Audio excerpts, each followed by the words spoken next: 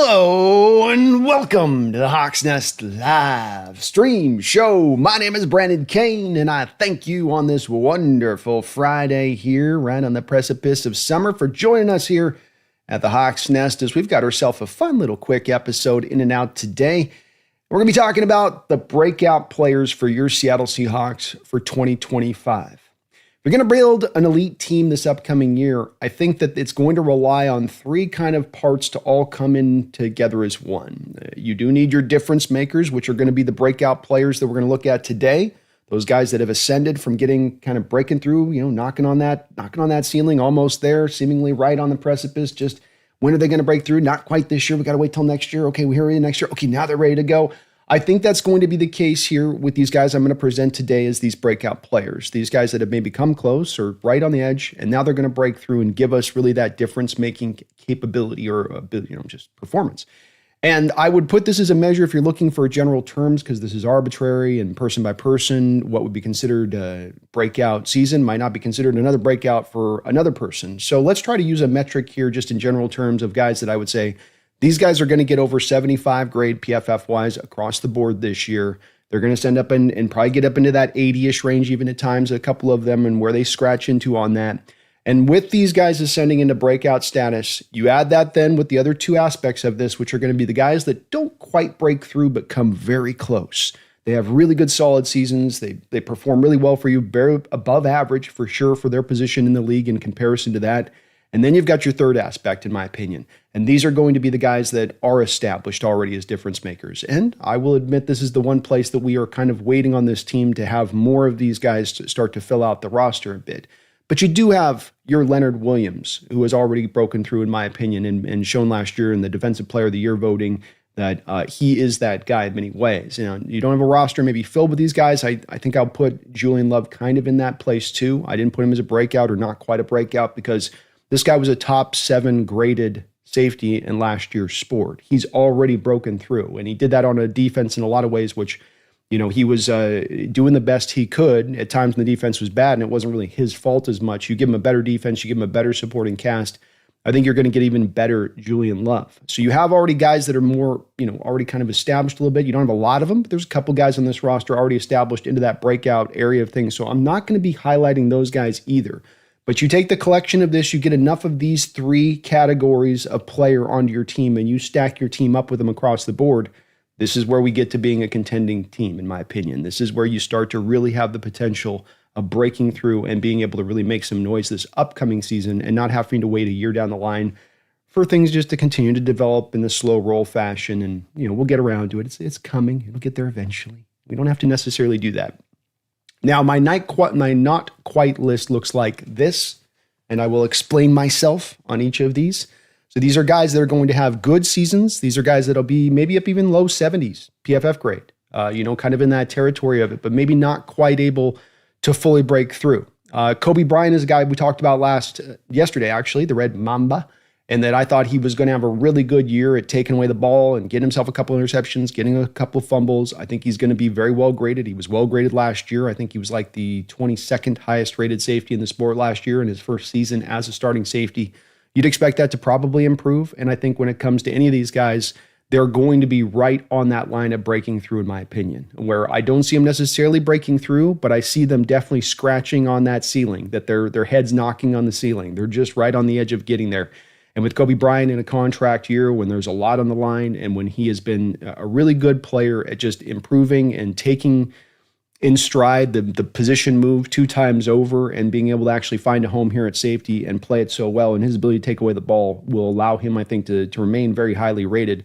I think he's going to have a good year this year, just maybe not quite into sort of that upper tier kind of range of things. Tyrese Knight, another guy at the will linebacker position who I think is going to build upon a very strong performance last year and what he showed in his rookie year. He was a good all-around player, tackle. He can play the run, get off blocks. He's very good in coverage. In addition to that, you have snaps with him on Amon St. Brown and Marvin Harrison Jr., just heads up in the slot, taking him on. I think with Tyrese, it's going to be hard because the will linebacker position is just one that does not lend itself well to these guys elevating into star status. There's only been one will linebacker in the last 30 years that has gone to the Pro Football Hall of Fame. It's a position that for whatever reason, and I think it's really just because it's not statistically driven, a middle linebacker is going to get a lot of sacks. Edges are going to, or a middle linebacker is going to get a lot of tackles. Edges are going to get a lot of sacks. Will linebackers don't have a lot that they can build upon necessarily to get as much of the notoriety. I think he's going to be well graded. I think he'll be right on that edge of being in that 74, 75 grade. So again, another guy with all these guys, I say not quite break through, but they are right on the line for me of breaking through this upcoming season. Just weren't able to quite get there for my own individual reasons on this. With Knight, I think it's as much just will linebacker. And then I'm not also completely not unconvinced that there might be some snaps where they're pulling him off the field to go with more cornerback looks, where you might have a situation where you think they would go to a nickel here with Tyrese, but the team's certain that the team's going to try to pass.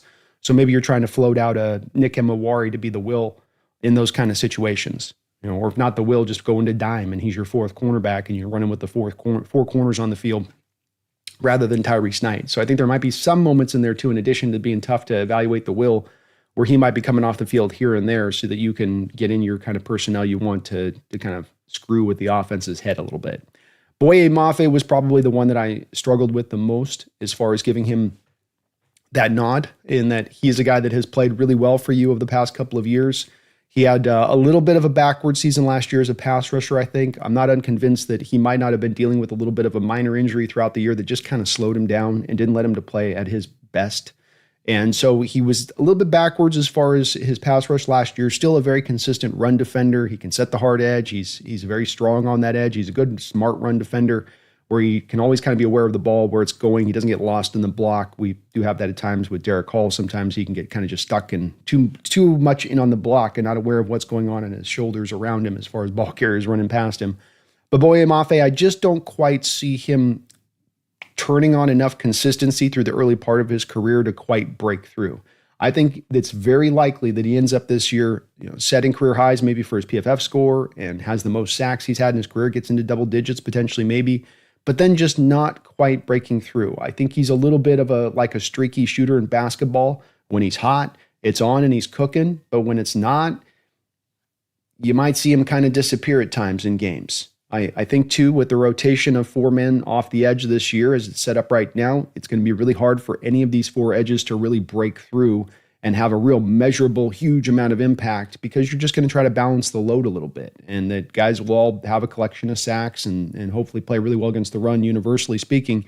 But I don't know if that's going to give him as much of the opportunity to go out there and really flourish and light the world on fire off the edge. He is going into a contract year like Kobe, so a lot on the line here for Boye Mafe this year to break through. Wouldn't shock me if he did come out the other end of this and he was a top 15 run defender off the edge in the sport, and then he goes and garners you another 12, 13 sacks. He's got that ability in him to do that. Absolutely he does. Wouldn't blow me away if that was what turned out to be the case this year. When I look at Mafe and looking at the productivity and how it's come and just how he goes quiet at times over these last couple of years as he has come forward as a pass rusher. I like him a lot as a player. And you love a player who plays the run as well as he does, as hard as he does, but just not sure if he's going to quite get to the status to get to the breakthrough point there. Byron Murphy, my other last of the not quite breakthrough guys, I think he's going to get more snaps out of the three tech, but I think the big limiting factor this year of him breaking through is going to be two things. Leonard Williams' continued presence there at the three tech position and his dominance there.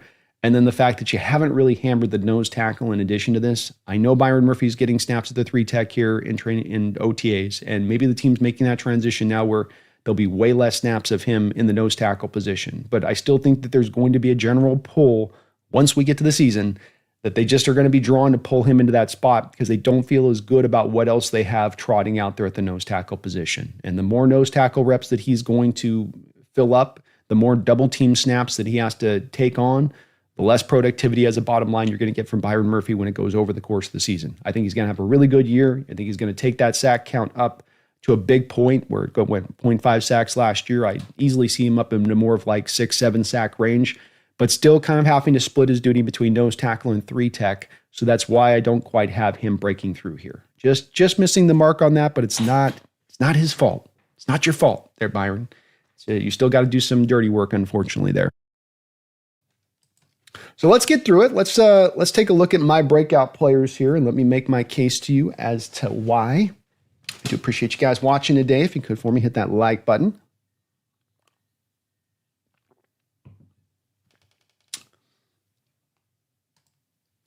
Kenneth Walker is my first guy up here as far as my breakthrough player. Kenneth Walker is a guy who's got his share of injuries. I get it. I understand it. I know last year was not the best year of his 3-year run here. He only averaged 3.7 yards per carry. And that, that is what it is with it. It's hard not to, look at that and go, okay, well, maybe it's just never going to quite crack through with him, especially beyond just the fact that you have the yards per carry, but then you also, trying to grab a stat here I want to show you guys, but then you also have the injury history on top of it. And so it's a double deal here where you would kind of initially go, okay, well, we gave our run. We'll give him the final year here to see if it can hold up health-wise. I'm not going to really hold my breath on that side of it if you're looking at him. But there's a couple of things that I want to try to make my case on the back of here. If I can find this stupid stat I'm trying to locate here. Sorry, one sec, folks. Let me find this. If I can locate it. Should have had this stat prepped here before I went live, but I just forgot to put this one in. Okay. Well, holy hell. All right. Let me get this.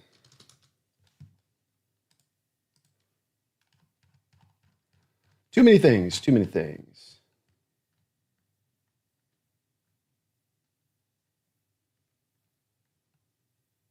Yeah. Well, I'll have to bring it up later here. When you're looking for stuff and you just can't find what you're looking for. Okay, well, I'll do this the old-fashioned way here.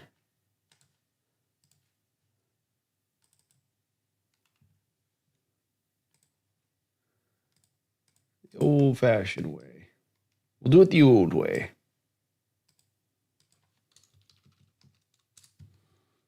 All right. So the thing to consider first off is the injury. I can't speak to that. We don't know if that's going to hold her up or not. I'm definitely taking into account here that going into a contract year, if he's on the edge of, having injuries, he's going to fight through it as he can. But the stat I wanted to show, Brazil posted up by Brett Coleman last year on this stat, and I thought that this was one of the more eye-opening stats of last year and an absolute representation of how hard the treading has been there for the Seahawks running backs to find holes and to find daylight anywhere. The Philadelphia Eagles on A and B gap runs, so let's keep in mind, these are not outside zone runs that can sometimes lend themselves well to having some penetration. Your lineman can't quite get to a reach block, the defensive tackle gets in the backfield, and your play's cooked, negative play. When you're running in the A and the B gap, those are power runs. Those are runs coming downhill. Those are runs that are very hard for defenses to get penetration, to get early contact on the back. They should be kind of runs that lend themselves well to the backs, at least getting the 3 yards in a cloud of dust kind of situation popping up. But what do you see last year from the Seattle Seahawks and that offensive line and that awful play calling and grub and all of that? 32nd in the NFL, 32nd, 0.6 yards your running backs were being hit after being given the ball. 0.6 yards past the line of scrimmage, they're hit on average. The Eagles led the league at first with a 2.7 yards. So they got almost 3 yards past the line of scrimmage before Saquon Barkley was being hit. That's a huge difference. That's not just a small little gulf. That isn't just a little bit of a excuse. This is an absolute explanation, and this is what Walker and Charbonnet have been dealing with here throughout their time over the past couple of years. Walker probably got his best run blocking in year one here to go do what he did, and we saw what he did with that. He busted off some big runs and had a really great rookie year, but he's not had the same kind of run blocking. He's not had the same kind of play calling. And this is where he can only do as much as what he's got in front of him to help him out. And the help here is going to be better than ever. I think that the offensive line is going to be the best offensive line he's had here in his 3 years. The play calling is going to be the best play calling in the past 3 years. The defense is going to be the best defense in the past 3 years for him. Add on, I think the special teams is going to be solid too, and he's going to get a share of opportunities. You shouldn't be playing from behind a lot. You shouldn't be having to bail off the run to throw 24/7 a ton of games here. We should see more games a little bit more closely together, allowing you to be able to consistently stay with the running. And it's as much as that, sticking with the run, not as much penetration. And then the third part of this, the part that gets me really excited with Kenneth Walker, is going to be the use to the outside. Use to the outside. This was a stat that I showed last year that was another one of those eye-opening stats from last year through the first 2 years of Walker's career. When you look at his runs between the tackles in his first 2 years, what he gained yard per carry average on runs between the tackles, A and B gap kind of runs, he averaged 3.8 yards per carry through his first 2 seasons. Outside runs or outside zone pitch plays, he averaged 5.3 yards per carry coming into last year on those kind of runs. The kicker here was, though, under Coach Carroll, you were running so much of that stuff predominantly inside. So if I told you that he had a ratio of 65% of one of these 2 runs that he ran towards, what do you think Coach Carroll had him running towards? What do you think Waldron had him running towards? 65% of the time of those 2 numbers, either 3.8 or 5.3, which do you think it was? Yeah, that's right, the 3.8 number. So 65% of his carries between the tackles, averaging 3.8 yards per carry, and then you've got the 35% on outside runs where he's averaging 5.3. And what is Clint Kubiak going to do? He's bringing in the outside zone to great effect here. So outside zone now means he's going to get outside those tackles. He's going to get the opportunities to let his legs cut it loose, and he's going to get more of a chance there to bust off more of these bigger runs. He's not an inside runner. He's not an A-B gap runner. That's the whole point of having a Charbonnet, for instance, is that you can let him be the hammer. Let Walker get out there. And I know you can't just run it outside with Walker every time and then run it inside with Charbonnet because that'd be predictable and that's how it goes. But at the same point in time, 65% of Walker's runs were to the inside. That's kind of going the other way with that on that ratio rather than flipping it that way. So that part's going to be mightily improved. This blocking scheme and what you're looking to do with it is going to be very beneficial to Walker. He ran some zone stuff out there at Michigan State and did it to a really great degree. And then there's the final factor that I think is going to help him break through, one that I've talked about a couple of different times, which is that he's going to get a little bit of the thinking taken out of this for good measure, not in a bad measure, not in a bad way, but he's going to have some of the thinking and the freelancing that he's done in this first couple of years taken off the table.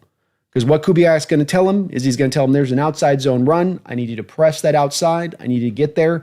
And once you get to the spot, then I will allow you some creativity. But a lot of the zone-centric scheme in the run game is telling the running back that you're going to go to this place I'm telling you to go. I don't want you getting the handoff and looking around and how can I cut this back? How can I bounce this outside?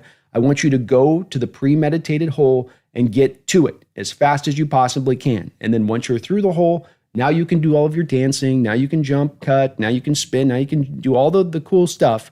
But you've got to first get to that hole because we want to ensure over and over again that we're getting positive plays here. And that's what you're doing a lot of times by asking the running back to be a little bit robotic there, is don't do the stop and juke and, oh, now we have penetration and you're tackled in the backfield. No, get to the spot. Make sure we're getting the 1, 2, 3 yard gain because you want positive plays on this offense over and over again. And I think taking some of that freelancing out, it's a great skill he has, don't get me wrong, but he also could sometimes lean on it a little bit too much. And I think it was also that he leaned on it too much because he was getting too much penetration and too many hits and guys just racking him over and over again. So he just felt like every time he got the carry, there was going to be penetration. There's going to be somebody that I'm going to have to get around from this tackle and get out of that.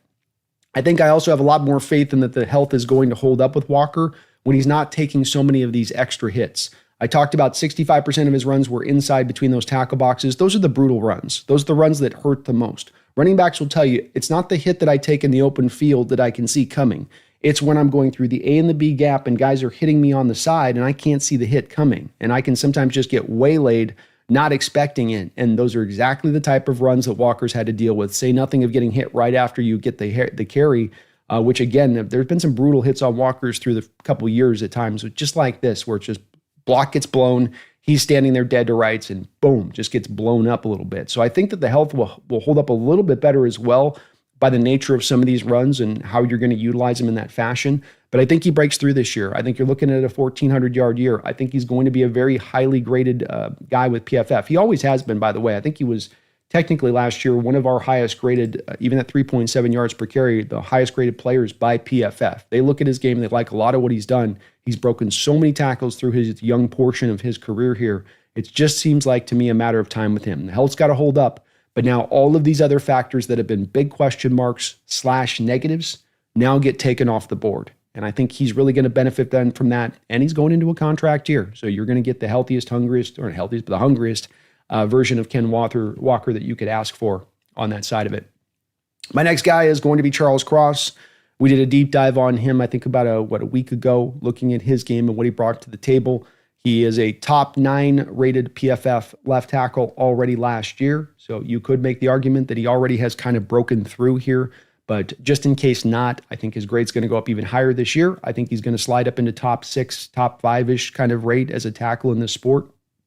I don't think he's a dominant left tackle necessarily, but he's right on the edge of being that, and he's absolutely going to break through and provide that blindside protection, which is going to be so valuable to this team and Sam Darnold going through the course of this year.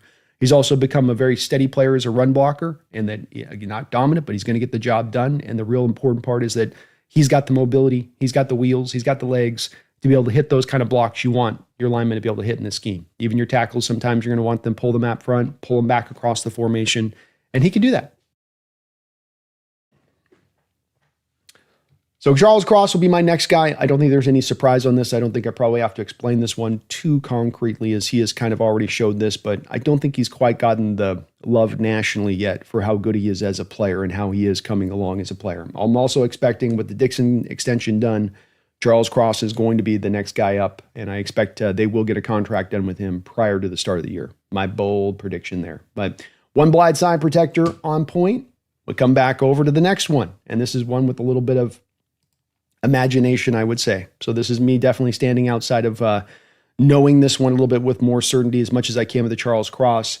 But I look at Abraham Lucas and how he's training this offseason, and looks like he's in the best shape of his career, and it looks like he's been able to go full go. He talked about last year finishing the season with a deflated tire, and he was asked recently if the tire's been inflated. He said, yes, it has been. It's going to be a question whether or not that leg can hold up. But he's got a lot on the line here, much like Charles Cross, and trying to go get that next extension, trying to show he's good to go and that he's ready to roll. But what does stand out was that even last year, when you had to come back for that Niner game against Bosa, and he stood toe-to-toe with Bosa right from the jump, and he hung in there with Bosa, and he was doing that with a deflated tire. He was going out there getting you more than passable play from the right tackle position, still just trying to get back off that injury, not having any training camp, jumping into the lineup mid-season. You give him a whole offseason now. You get him into a scheme and system that I think is going to work very well for you. He's a guy that can, like Cross, do a lot of the movement-based stuff that you could want him to do. Pull back across the formation, get out in front. He's very comfortable moving in space for a bigger tackle. He's not necessarily just lumbering, and you got to keep him in place there. So I really feel like with Cross or Lucas, I feel like he was steady last year coming back, a breath of fresh air versus what you had at the right tackle position otherwise.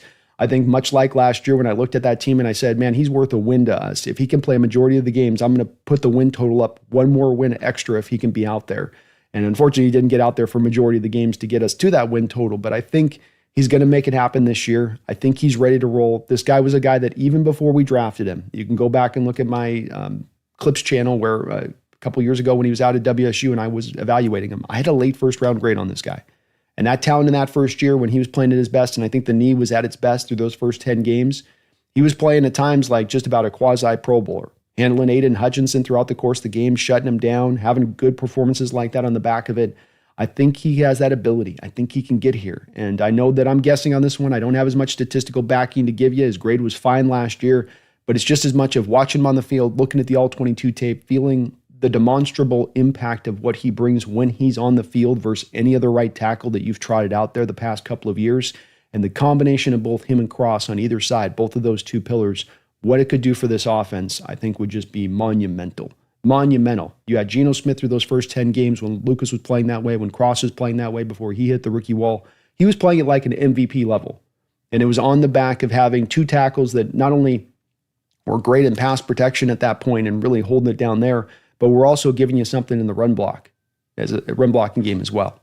So another full meal deal player here like Cross is. I really hope I'm right on this one because if both these guys do break out, that's going to bode very well for your Seattle Seahawks. The other guy up here might be a little bit of a surprise for some in my times of talking about Riq Woolen, and that I haven't always been, I'm very much a benefactor of Riq. I like his game a lot. And I think that he is a guy, as you'll see with a few of these, that is going to be motivated. Coming into a contract year, going to be a free agent after this year.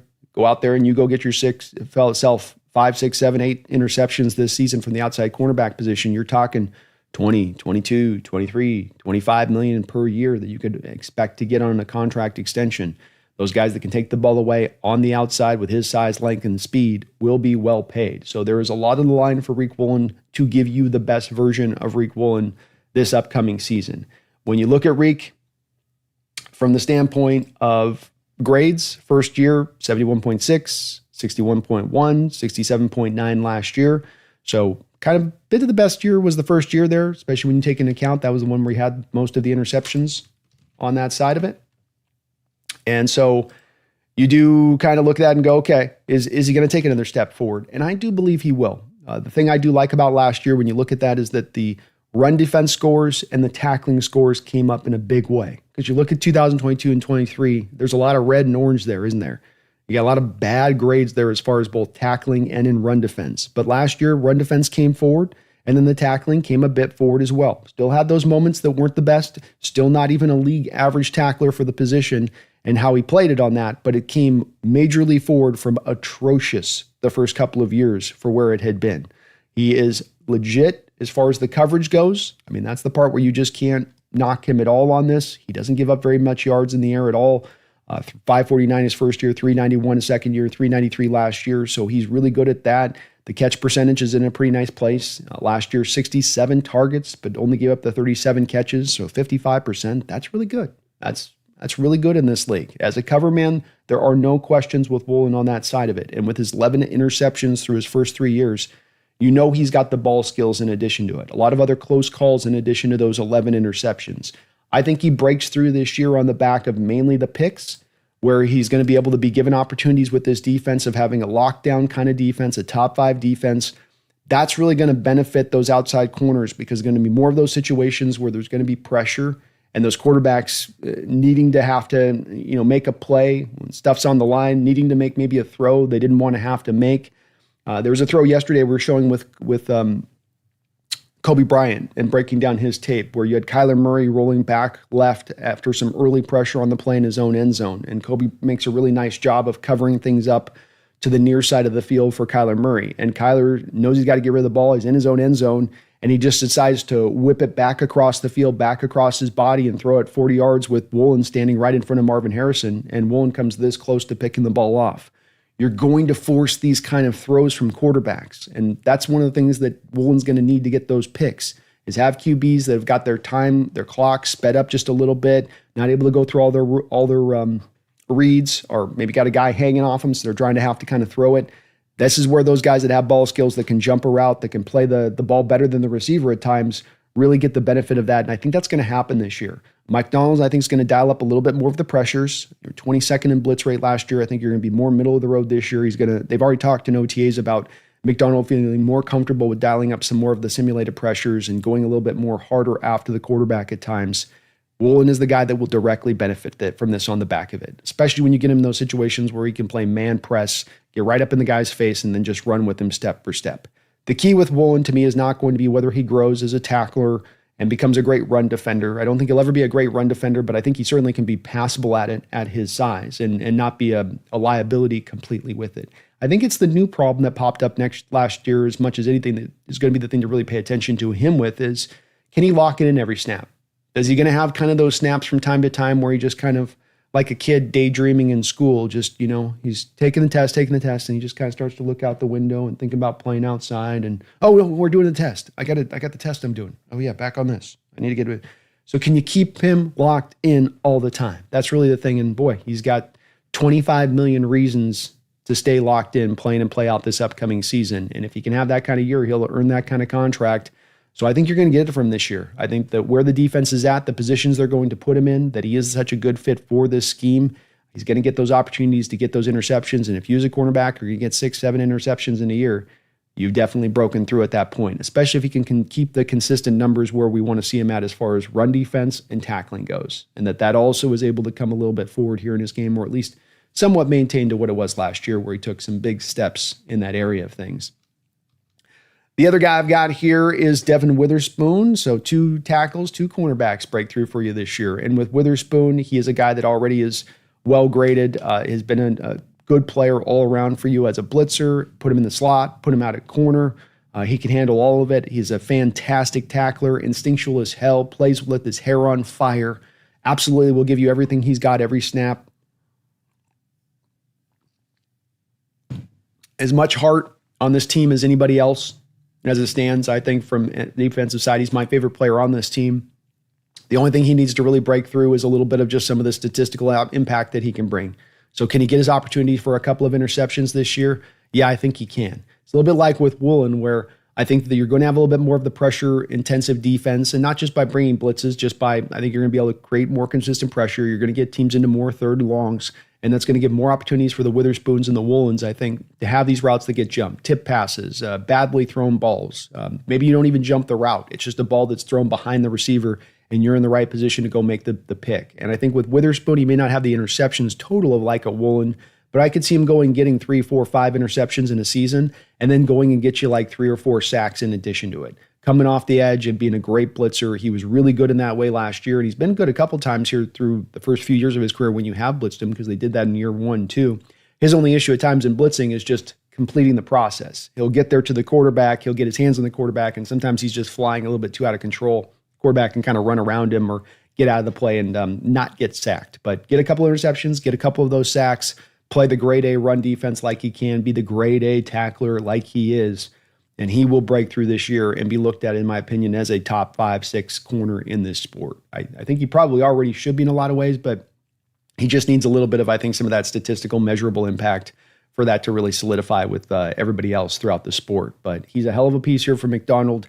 I don't think I see Nick Emawari just sliding into the Kyle Hamilton role this first season, and a big part of that is because of the fact that Witherspoon plays that role so very well as it stands. Here and there a little bit to move Witherspoon to the outside when you're a little bit maybe worried about a matchup with Jobe out there on the outside instead, and then you put Emawari into that role there at that point, but not 24/7, not like how Kyle Hamilton kind of rolls it out there with Baltimore, and that is because Witherspoon is just so good. Probably don't have to sell you too hard on this one. He's been a great player, and boy, is he just so much fun to watch on the football field. I've been going through so much all-22 tape of last year again, going back watching stuff, and just snap in and snap out. The guy just shows up on defense.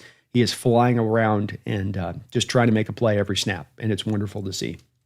My last guy here is going to be Ernest Mother effing Jones. Ernest Jones. Our guy came to your Seattle Seahawks last year, halfway into the season with Tennessee, after the Rams made a training camp deal to move him from the Rams to Tennessee. So it wasn't like he had a whole offseason there with Tennessee. He gets moved on the fly there. We know that last couple of years, he himself had been saying that he's been dealing with a little bit of this knee injury, had the stupid brace up on his arm last year. Hopefully he'll be through that as well. The Rams, and when they moved him, it was kind of a surprising move because he had been such a good player for them. When you look at his first couple of years there with the Rams and how he was developing and what was going on, 2023, 145 total tackles, 4.5 sacks. So a really, really great year with 23. And you would have thought after 3 years, being a Super Bowl champion and a key player on that defense, that the Rams would have given him a contract extension. But look, the Rams just don't pay inside linebackers. It has really little to do with Jones. And look, we know with the knee injury, that was probably a little bit of this as well, where they knew the surgery was going to need to come at some point or another, and they didn't want to give him that contract maybe because of that. But it's also just the Rams don't like to tend to pay inside linebackers. It's just not their thing. They don't see a lot of reason to do it, and so they don't do it. And so they moved him to Tennessee, had to go there on the fly, on a bad team, on a bad defense. Nobody's probably going to really shine in those kind of environments. And then he comes to Seattle last year, and I don't have to tell you guys, his impact was felt instantaneously. He is a tackling machine, and he's a tackling machine not just because he's going to bring down the ball carrier. He's a tackling machine because he gets off blocks, because he's instinctive, because he's going to get to the right place at the right time. And when he makes a tackle, you're going to go down, and you're going to go down where you stand. He's not a guy that needs 4 or 5 extra pull yards to get the guy down to the ground. He's a pristine tackler. He's just what you want for the inside linebacker position in that way. And he really was able to stop the leaks, the many leaks that were in the ship at that time as far as our run defense goes. Now, Tyrese Knight also had a big part of that too. Those guys got some great chemistry.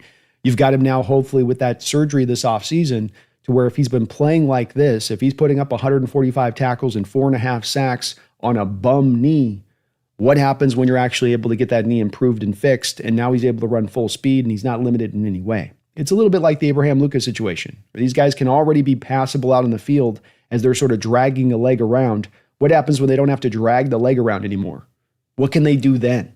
And in my opinion, I see a guy that's got stardom to him in his ability there. He's going to be one of the top tacklers in the league in this defense, in my opinion.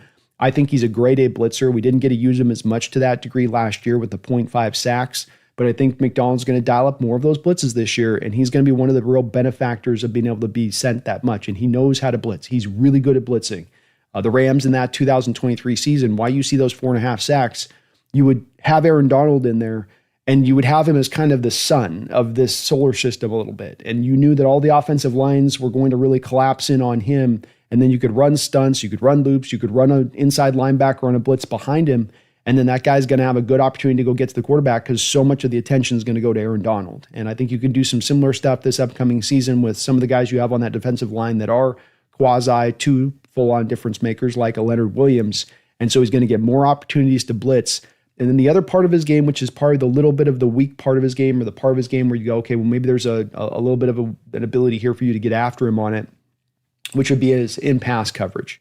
Because his pass coverage grades haven't always been particularly great necessarily.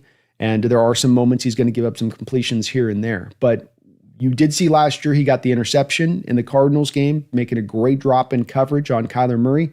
And then he almost had another interception against the Rams, his former team on Stafford, where you're able to create some pressure there, and he was in the right place, just couldn't reel the ball in. So why I think he's going to break through is I think he gives you that 140 tackle season. I think he gets you the 3-4 sacks, and then I think he's going to get you 4 interceptions as well. And not as much just because he's as brilliant in coverage, but he'll be in the right place at the right time for the particular call Mike Macdonald's making to go and be able to make that play, jump that route, make the interception. So I feel like Ernest Jones is going to break through next year and show you why Seattle rewarded him with his contract and feels like he's going to continue to build upon it, and that knee injury, you've just got to feel like if Seattle really felt like the Rams did or whatever, even if whether it was the impactful decision or not, but they do feel like this knee can be recovered from. You're not going to give this guy this contract extension unless you feel like he's able to come back from this knee injury. And not all knee injuries have to be chronic. Not all knee injuries have to be, well, he'll never get over that. You can go and have the surgery dealt with and get it fixed. That is possible. And let's not forget with this guy, still 25 years old, not an old player, not ancient by any measure at all. So I do see him breaking through.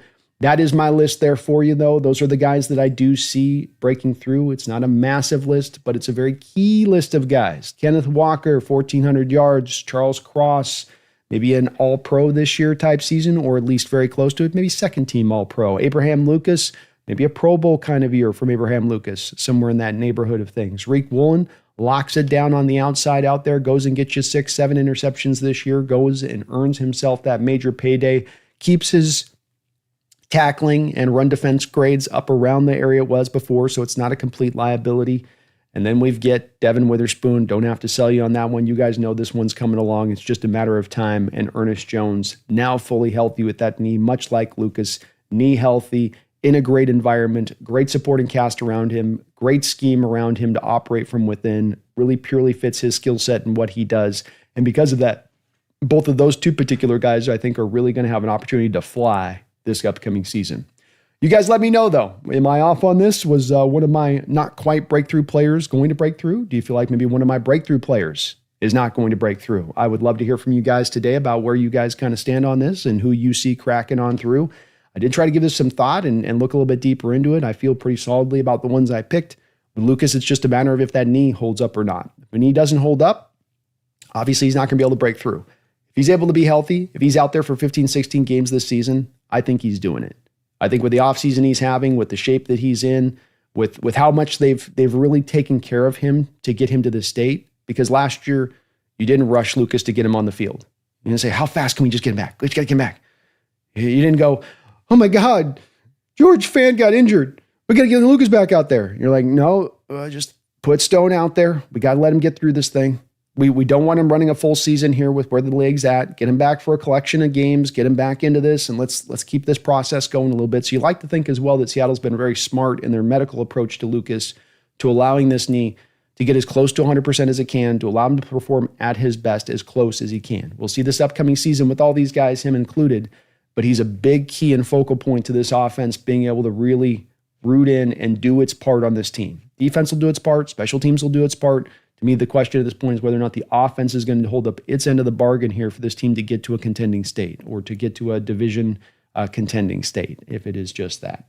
I thank you guys for watching today. If you can for me, do please hit that like button, as I do really appreciate it. And very kind of you guys for joining me today. I hope you're having a great week and having yourself a great weekend.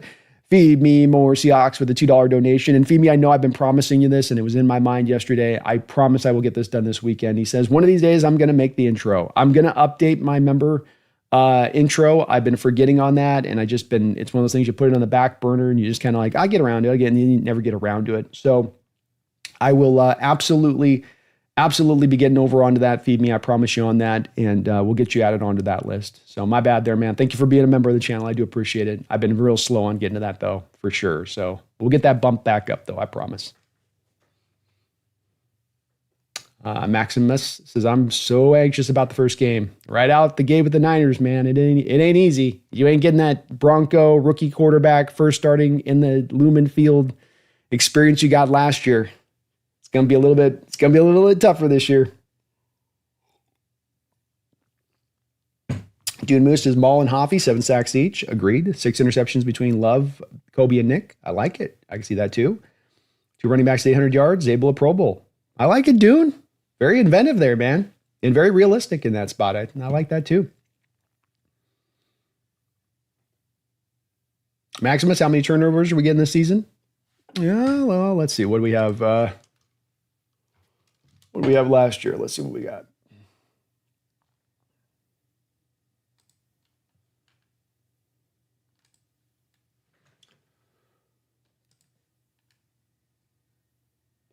They got a turnover column, don't they? Yeah, we got turnovers. Here we go. So your Seattle Seahawks last year had 13 interceptions and 5 fumbles. So I would say this year you're going to have more closer, I would say, to the mark of 20 interceptions. And then I would say like 8 fumbles. Let's go with that. We're going to go with 8 fumbles and 20 interceptions. So 28 total turnovers this year. Jiu-Jitsu Trigger, Knight is going to be a beast this year. I had him as not quite breaking through, but he's going to absolutely have another really solid year. And some of it's just that measurement of the will linebacker position. It's just a tough position to get a real measurable, demonstrable impact to what they're bringing. Outside of when you're watching the tape, of course. But if you're just looking statistically at them, sometimes they can get lost in the wash. He just says $100, says T Knight's a Pro Bowler this year. I love it, DJ. Let's go. I love it. I was on the edge with him. I was. And I could certainly see him giving you that. No doubt about it. Vimy, thank you for the $2 donation. Says, let's make a $20 bet that you're wrong about Mafe.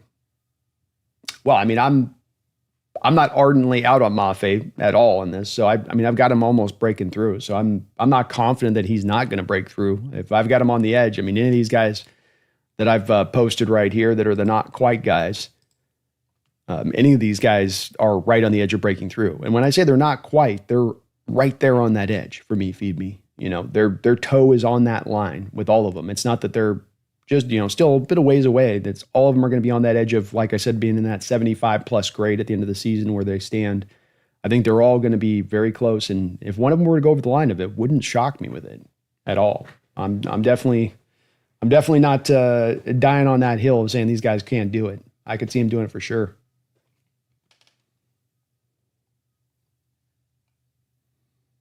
Oh, you're betting DJ on that?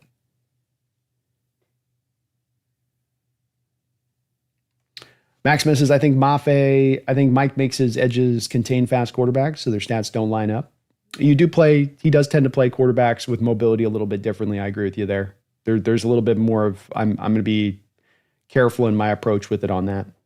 That's where the key on this to get them to the place of where you can now, I think with some of these linebackers being able to, or outside linebackers especially, to get the pressure there, Maximus, is being able to get them the offenses into more of the 3rd and longs. So you get them into more than 3rd and longs. Now you can run the stack boxes. Now you can run simulated pressures off the stack boxes and really then kind of be able to still contain the quarterbacks while still allowing your pass rushers to kind of cut loose and let it go. But you are right. I mean, especially with how they played Kyler last year, you got a lot of your pressure generated from up the middle on him rather than trying to drive it off the edges.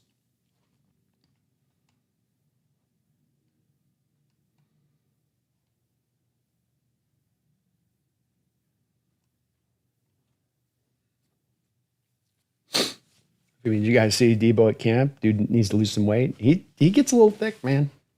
He gets a little thick. He gets a little bit up there. Thank you, Phoebe.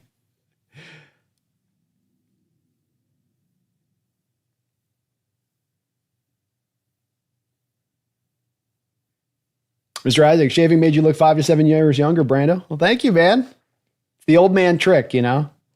It's an old man trick.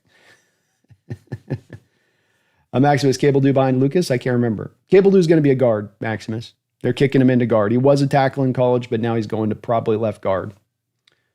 Be my guess.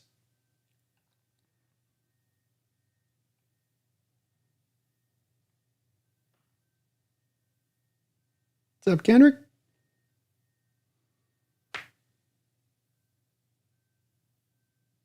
Catalyst's Mike did say that Woolen is important because he takes away a side of the field, but inconsistency and effort need to improve to warrant a new contract. That's right. You're going to be asked to be paid $20, $25 million per. You got to be kind of a complete player to do that, or at least not the liability in one area of your games. And that's the part that remains to be seen. And when Mike's talking about the consistency, that's locking it in mentally wise. I think there's a lot of plays last year that weren't less to do with Woolen getting flat out beat and more to do with just he wasn't completely locked in for whatever reason, playing and play out. And you know, I'm not a coach. I don't know how to kind of teach that stuff in or even advise how to teach that stuff in, but that does seem to be a kind of a new part of his game that kind of popped up last year. And he's got to get both those two things settled down, and then he can become the player that he has teased. Sabin said, how you doing? Daniel Barry, good to see you. A lot of the old names in the house. Phoebe, thank you for the $2 donation. You see Debo pick? Mac, did you see the Debo Big Mac Samuel at minicamp? Yikes. He's had a hard time, and I don't understand how athletes I never could understand this, especially with basketball players, because you've seen now a new thing with basketball players. We get guys like Zion Williamson who can't keep the weight off, or like they get fat as bad. Like, do you understand if you're playing basketball consistently, how much you have to eat to get fat? If you're a football player and you're a receiver and all the running you do, I mean, like to get a flat tire on the front of your belly, like you've got to really just be eating constantly and not working out almost. It takes a lot when you're burning that many calories to get fat. It's almost like it's effort to do it. But Debo finds a way, huh? Don't know if that's going to work with him in Washington. Catalyst says, guys, I think one of my breakout players will be AJ Barner. I think he's going to have a really good year, Catalyst. I would have put him on there if you didn't have the presence of a Noah Fant and an Arroyo, and knowing you're going to run the ball so much, I might be driven to agree with you on that, to saying I could see it too. I think he's going to play like a breakout player when he's given the opportunities. I wonder about how many opportunities he's going to be given to really shine. There's only so many balls, there's only so many snaps, and I think the team's going to try to find its way to use those other guys too. So, but I do think he's going to build upon what he did last year, Catalyst, that's for sure. Maximus B, I don't think edge players will break out stat-wise just because how Mike plays them. I mean, it's possible, Maximus, but also remember with this that Jadeveon Clowney went through about 7 different teams through his career before he got to the Baltimore Ravens, not last year, but the year before. He got the best year of Jadeveon Clowney's career as a pass rusher in Baltimore.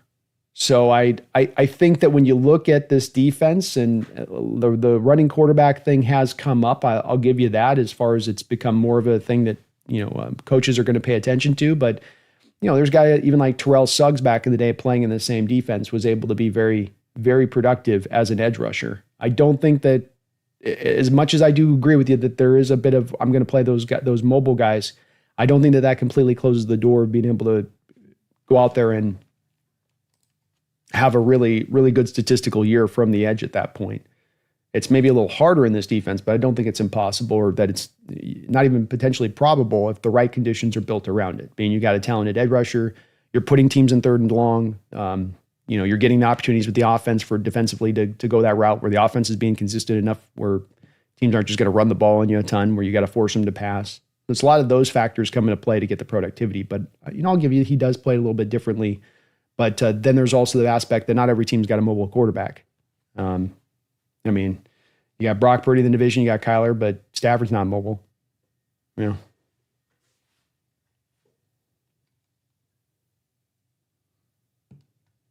a good point, though.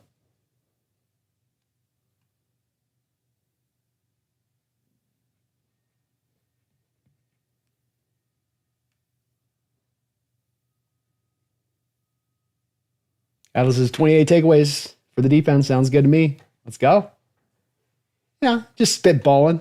I'm just kind of spitballing here. HEG, I thought Debo was out this season. No, he's still in there. What will our record be against our division rivals? I had a sweep in the Niners. I had the Rams potentially sweeping us and then us sweeping the Cardinals. I was kind of odd with it. I had a sweep all the way around. So I had us going 4-2 in the division.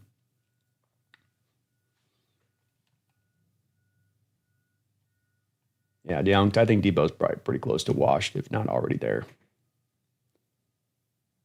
Who will be on the other side of Woolen besides Witherspoon and cornerback? Lyle, Josh Jobe is going to be your starter over at outside corner as it stands right now. The team could still make some other moves. They've looked at Rasul Douglas, Shaquille Griffin. You have Jair Alexander on the open market. You've got Jalen Ramsey's probably going to be traded at some point. So there's some other options out there, but as it stands right now, it's Jobe. They're going to then have select snaps where you're going to bump out Witherspoon to the outside, and then you'll move Emawari in to be your slot corner at times, especially probably when you're trying to isolate big tight ends, big slot receivers. You might have him in there in those moments and then kick Witherspoon out.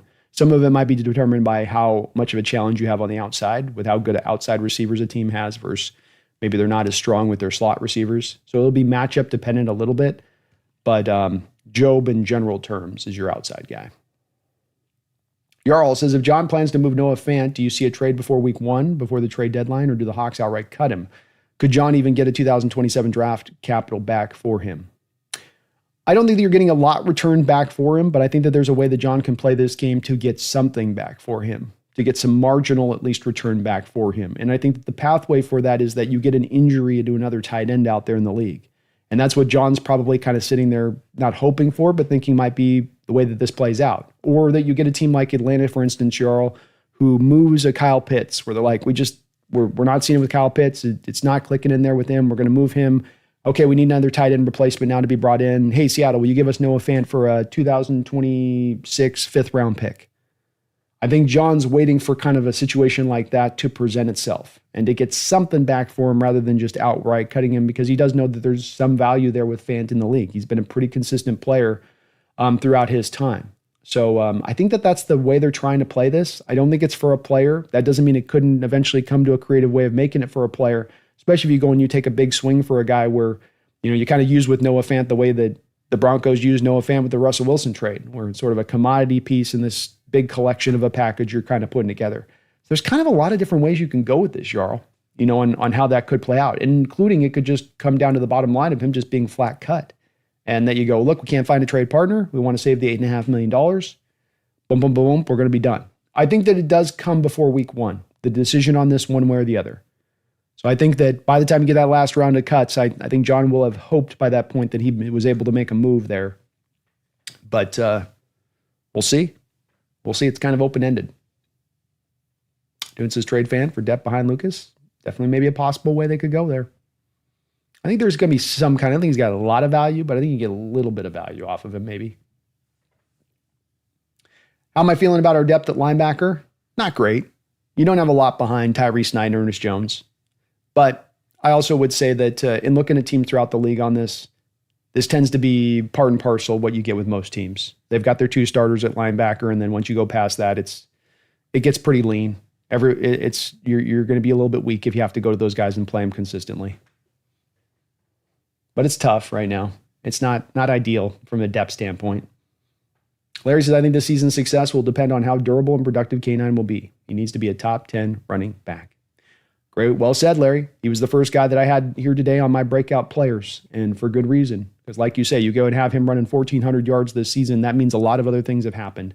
That means you've offensively been able to consistently run the ball. That means your offense has probably been pretty consistent in putting up points. You know your defense is going to be good on the other side of it.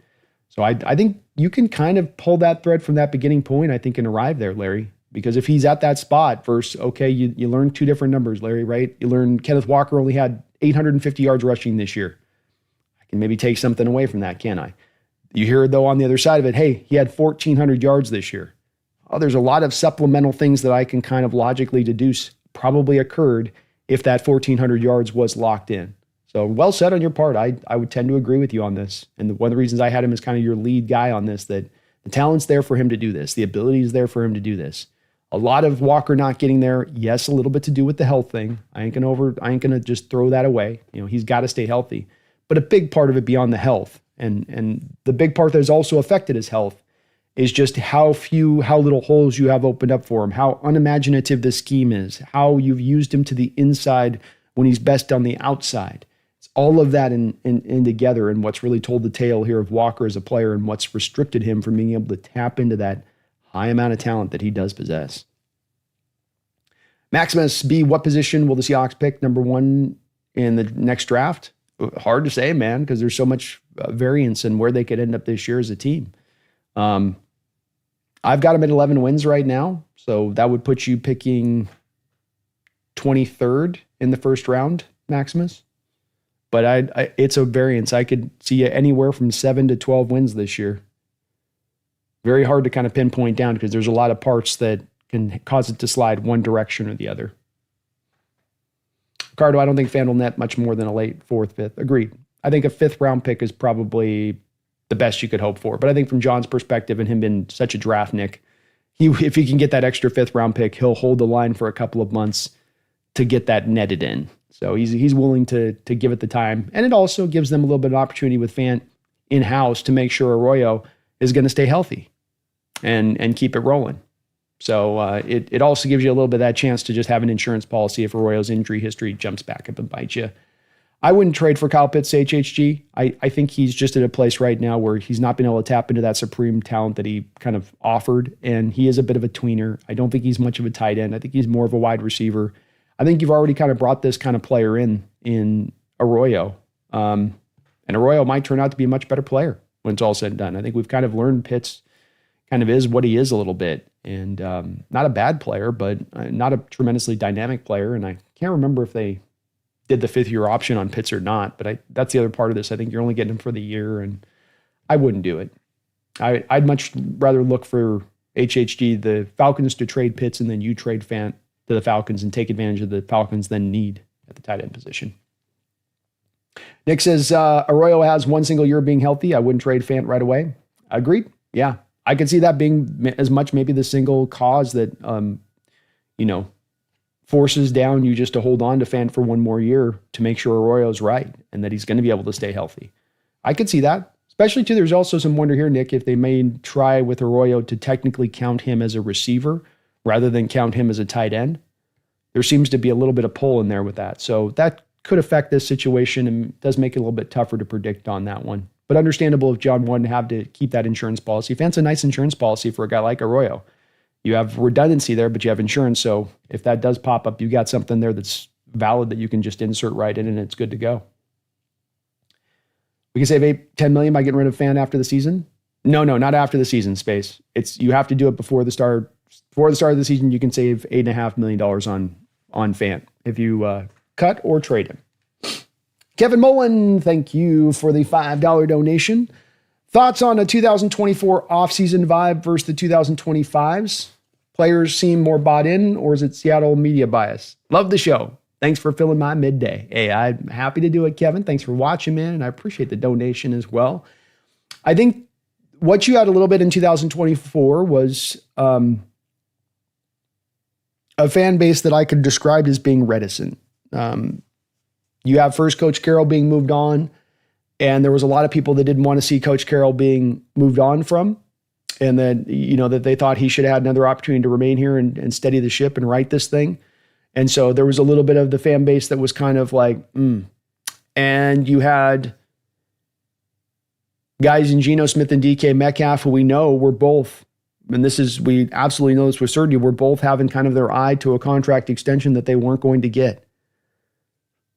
You have a first-time coach, players that know you're hiring a first-time coach who's 37 years young, youngest head coach in the NFL. What are we going to get in this guy? Who is this guy? What is he going to bring?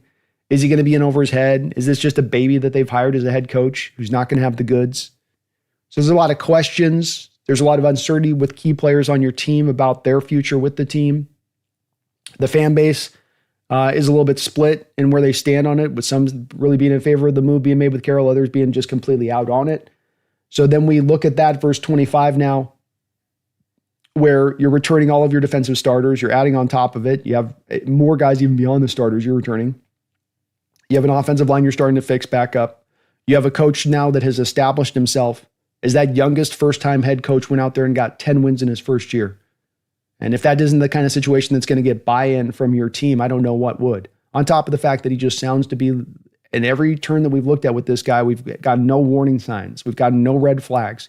We've had a bunch of green flags telling us that this was the right coaching hire, that this guy is that mastermind, defensive mind, that he also is going to be on track to be a great head coach in this league, that he's on that next trajectory, those next great guys to come along. And that being the case, makes you feel much more solid about the ground you sit on. And you also would feel like that would be the case, Kevin, with the players. This is evidenced by the fact that you had full participation in non-mandatory OTAs this offseason. When you get all of the players to come in-house, when they've all been collecting and saying, hey, don't you miss this. This is important. This is important for our season. This is important for the preparation of the upcoming year. Get in here. I don't want your excuses. It ain't optional. This thing's mandatory. Get in here. And for Mike to get all of those players in there, to me, that's a big sign as well, that he's got them locked in, motivated, and on the right path of understanding what they need to do to get this thing where they wanted to get it. And the players and the veterans are talking about it in the same way when you hear them speak. Julian Love yesterday talking about it, where there is a responsibility that they're taking that you have to take on. If you want to be a great team, it's not about doing your job just purely. It ain't just about just, coming and put the work in. It's, are you going to go above and beyond? Are you going to take on supreme ownership over the situation? Or are you just going to try to treat it like a job? And I think a lot of those teams that separate themselves in this league understand that it takes that extra. It takes that more. You're already, before having to put a lot of energy out, a lot of effort out, doing all you can, more. Add even more on top of that if you want to go and be great. And the team seems to be wrapping their mind around what that is going to take. It makes me feel a lot more confident that that's going to come to a culmination. But Kevin, to your original question, and again, thanks to the donation, I just feel like the vibe is different this year because there isn't the uncertainty. There isn't the mourning of the loss of Coach Carroll feeling that you had. You have now this thing turned over anew. You don't feel like you're riding on the fumes of former glory. Feels like you're trying to establish a new thing. So I think the vibes are completely different.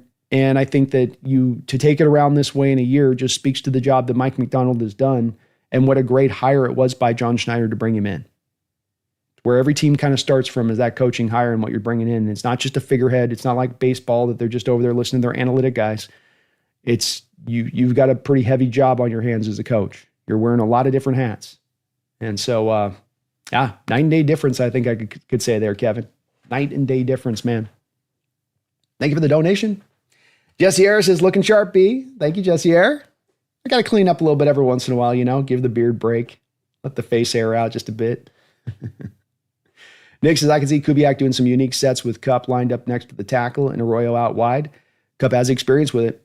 Yeah, a lot of what I was seeing agreed, by the way, Nick, and a lot of the snaps I was watching with JSN last year is you would put JSN in the slot, but then you'd have him on the line of scrimmage. A lot of times the slot wide receivers, you're going to have them off the line of scrimmage to give them the free release, but you'd have them on the line of scrimmage and then you would run Barner off of his back in motion, and then Barner would align outside wide. And I could just, as I'm watching that tape, I'm thinking about Arroyo in those same situations, Nick, where you have the guy aligning wide, and sometimes you have him moving even prior to the snap. So he's in the middle of his motion prior to the snap, and then you snap, and then he goes into it, and where you give him a bit of that running start.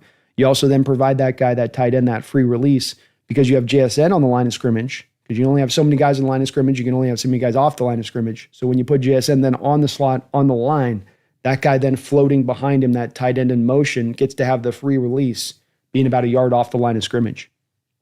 Yeah, I could absolutely see him run that stuff, Nick. Maximus, I wonder if Mike never liked Grubb since day one. So this year Mike picked so much better vibes. I well remember with the Maximus, you had to hire Mike late. And you had to hire Mike Macdonald late because the Baltimore Ravens were deep into the playoff run, and you can't interview the coach until the playoff run is done. You can't bring him in-house and really get after it. So you had to wait on Mike Macdonald to bring him in to be a head coach, which meant that all of the real prime offensive coordinators leaked out, that they were all off the board by the time Mike was hired and brought in. And so you had to kind of pick through, for lack of a better word, secondhand parts. And so Mike had to make the best of a bad situation there with it, and took a swing on a guy. I think they swung big on Grubb. They knew they weren't going to get as much certainty as the floor, but they were looking at the ceiling. Unfortunately, it just didn't work. But I would estimate probably pretty early on they figured that one out. Pretty quickly, I would estimate. Mr. Dog, is Milroe getting a lot of playing time in the preseason games? You better believe it, Mr. Dog. A ton of playing time. Because you're not going to give him a lot of action in the games outside of real scripted stuff here and there where you work him into the lineup. So this is the time of year where you need him to get in those snaps and that maturation process. And in many ways, you don't need to, I think, give that as much to guys like Darnold, even though they're learning this offense as well, Darnold and Locke. I think you're going to go more into the season with those guys of they're going to get the reps during the year. And so the time to get the reps now is going to be preseason, in the preseason games especially. I would estimate that he's going to run, let's say we've got 3 games, so you've got 12 potential quarters there. It would probably surprise me if Milroe wasn't this playing quarterback in like 8 of those 12 quarters, where you just have him, out there on the field as much as humanly possible. Larry says, how many all-pro ceiling players are on the team currently? I believe they've executed a brilliant offseason and love everything they've done. However, Super Bowls are won through all-pro talent. Well said. Yeah, difference makers are definitely kind of the point of the show on this one too today, Larry, with that being that, look, you need these guys to break out to get to that next level, to get to that step of being a contender, to be a truly a team that can make noise out there in the NFC in a big, major way. I think Walker's got all pro potential. Some of that's a little bit reputationally based a bit. Charles Cross, I think, has got the all pro potential. Leonard Williams is obviously an all pro potential guy. Byron Murphy does, but that's going to require him having enough snaps out there to make it happen. I think Ernest Jones is a guy that's got that potential to bring that too as well. So I would throw him on there. Woolen, if Woolen goes out there and gets 7 interceptions in a season, 8 interceptions in a season, that's enough to get cornerbacks all pro years.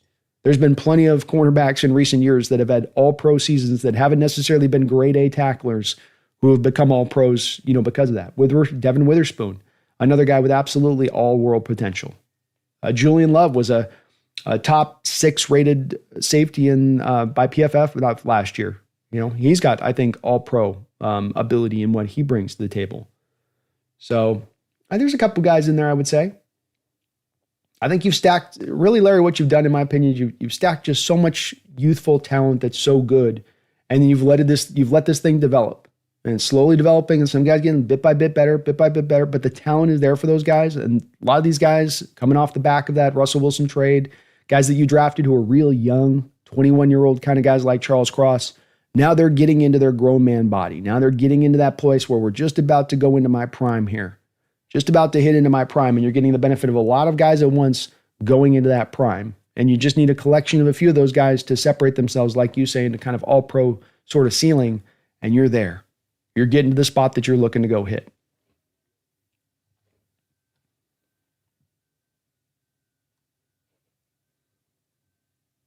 Ricardo says outside zone is going to allow for more bootleg tight end red zone plays. I noticed we rarely ran plays like that with Geno. Yeah. We didn't do a lot of didn't do a lot of running the ball under center. So when you did run the play action too, the teams knew you were running play action. It just wasn't the nature of the offense under Grubb that you were looking to run a lot of outside zone. It wasn't. So it will change with this now. And you're right, those two go together. You run the outside, you run outside zone, you run the play action out of outside zone. You have the tight end here to the strong side of the formation. You run the play action to the strong side of the formation. He runs that simple drag this way. You have a level concept with the receiver running over the top, like 10 yards over the top of him. You give the quarterback a nice, simple, easy read, rolling out, go here, go there, or use your legs or throw it away. And those kind of plays are so good for quarterbacks because you just usually give them an easy throw, an easy opportunity, and you make the game a little more simpler on them. For so many of those other snaps where you're putting so much on the quarterback's shoulders to have to bear the burden, read the defense, figure it out pre to post snap, beat the blitz, those type of things. Giving them plays like that's kind of a nice little benefit.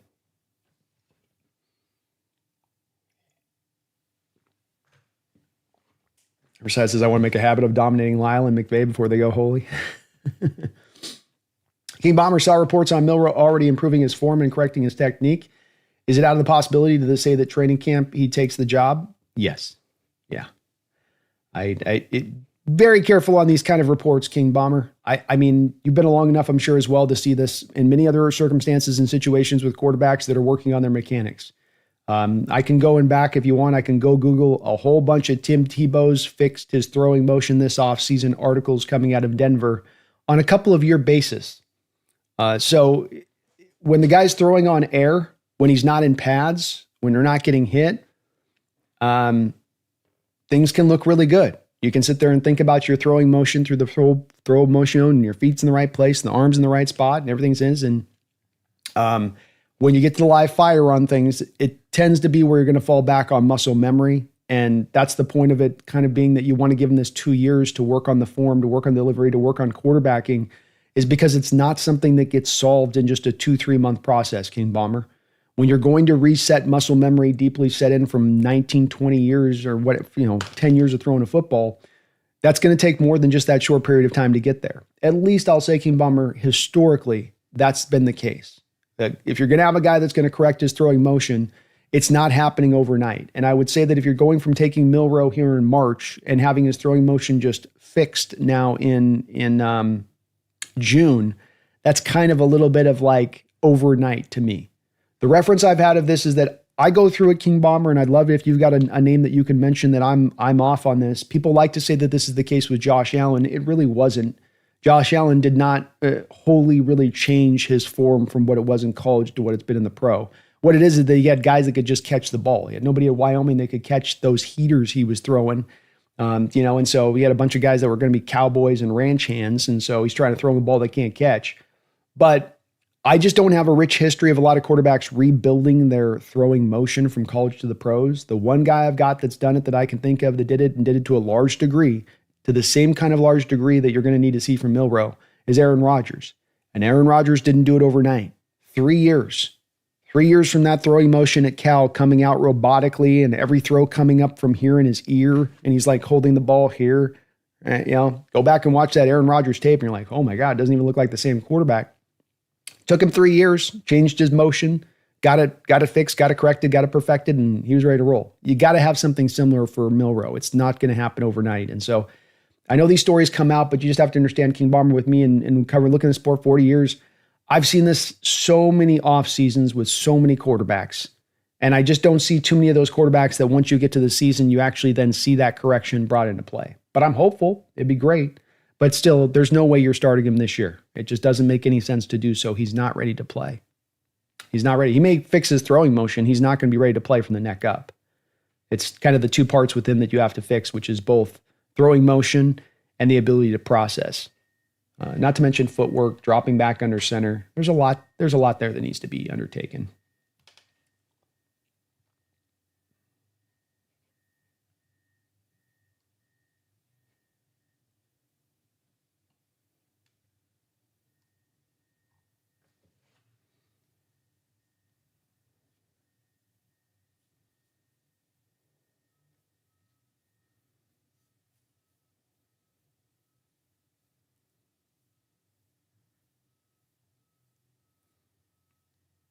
Yeah, I just don't know King Bomber on he's developed so much from the draft to now thing. This is that thing why I get so annoyed at times where there's so much of a push now for OTA reactions. And Mike Macdonald on himself, King Bomber, pushed back at this. So, I mean, like, my opinion on this and what I'm telling you on this is exactly what Mike Macdonald was just talking about on the radio early in the week when Mike Salk asked him about a quarterback competition. And he shot it right down.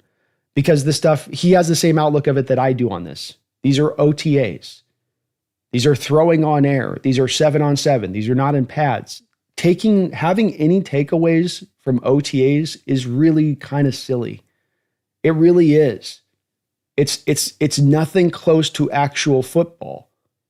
The cornerbacks don't make plays on the ball down the field. They've been instructed not to. So you're able to fit in throws that you're not going to be able to fit in a normal given situation. And I know the reporters are gassing this up, but I think that a real big part of this, King Bomber, you have to recognize too as well, what's going to get clicks right now if you're a reporter or you're someone covering the team? What do you think would get maximum clicks? What do you think would get maximum eyeballs watching your content? Jalen Milroe has turned it on. Jalen Milroe is bringing it to play. Jalen Milroe's fixed everything, and he's about to light the NFL on fire. Jalen Milroe's going to go off. That stuff will get you clicks all day long. I could be throwing out that content once a day. I could be doing a Jalen Milroe once a day, the Jalen Milroe OTA watch, thousands of views, tons of subs I'd be getting onto my channel by doing it. Really beneficial to bumping up your channel, really beneficial to making you think, whoa, he's lighting it up. But it's not reality. It's you falsely inflating something and making something way bigger, not you personally, but the people doing this a bit are falsely inflating something that shouldn't be falsely inflated, in my opinion. You're gassing fans up artificially, in my opinion, on this one. It's good that he's getting his motion fixed and he's working on it and it can come forward, and I'd love to see that. But the thought process that where it was at on the field last year to now it's just been fixed and that he's going to be on a Russell Wilson-like trajectory.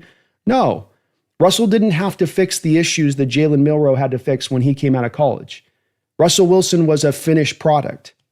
Russell Wilson had even operated within a pro-style system coming out of Wisconsin, so he had even taken snaps under center. He was so much more further along and ready to take on the starting load than Jalen Milroe is. So it's very tough to make that comparison, but the OTA stuff, and this year especially, I mean, the amount of glazing going on throughout the OTAs by the media on this has been kind of ridiculous, and especially when it's coming from former players who know better. So I'm not buying into it. I've been down this road too many times with the OTA stuff carrying some sort of heavy major weight, and it doesn't amount to a whole hill of a lot of beans, really, once we get to like training camp and the pads come on. I love that you're excited, and I'm excited for him too, King. So I don't want to make it sound like I'm not out on Milroe or that he can't get these corrected. King, part of this is the back that we come back to on this, and why I'm kind of pushing back on this with you a little bit is this. Remember the whole thing I talked about that teams do with these guys? I've said it over and over again. You've been in here a bunch on my chat and heard me mention this. Teams draft a guy that's really rough and raw, but very hyper talented. And they say at the time of drafting him, we've got to give this guy this amount of time to let him develop. We've got to let him have the opportunity to hone his skills and improve upon what is not good right now, what needs to be corrected for him to be a great quarterback in this league. Not merely a passable quarterback, but to become a great quarterback in this league. And then what does every team do, King Bomber? What does every single team do? Rush that guy out there. They take the Anthony Richardson-like approach because they're just so excited to get him out on the field, and you get the guy broken. You get the guy building up bad habits. You get the guy seeing ghosts. You get the guy with a slower amount of development to becoming that great quarterback that you want to see so badly. And so I think the excitement's great. I wish the reporters weren't gassing people up as much on this, because I think that they're falsely kind of setting expectations around Milroe, where more and more fans start to go, well, should he start this year? Maybe the time is he start. I'm hearing he's out there slinging the rock like Montana in his prime, and he's running around back there like Michael Vick. And man, is it just a matter of time at this point to do that? And I'm really just against that as much because I want the kid to develop. I want to put him in a bit of a bubble and let him have the opportunity to get this skill set fully refined before we call upon him. And I think that there is just that tangible pull at times, King Bomber, to rush the guy out there. That excitement causes you to force him out onto that field. And it's a bit like throwing the kid into the deep end of the pool before you've taught him how to swim. I've made this comparison as well, King Bomber, and this is what teams do. They go, look at this beautiful baby. Look at this beautiful baby. It's just, oh, it's got the baby smell. It's so nice.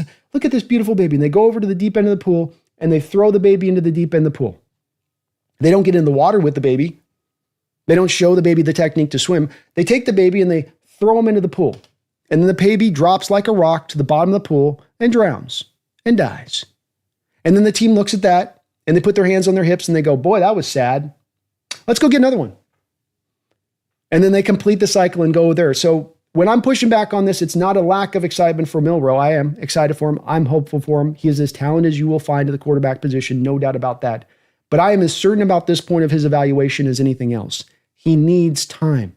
And he needs to be protected in that time for teams not to rush him out there, to break him, to build those bad habits, to not allow him to develop the skill set in full to be the best possible player down the road he can be. A lot of quarterbacks, I think, get sent off the route of success by the nature of the urgency of teams wanting to force them out there to play. It's the hardest position to play in all of sports.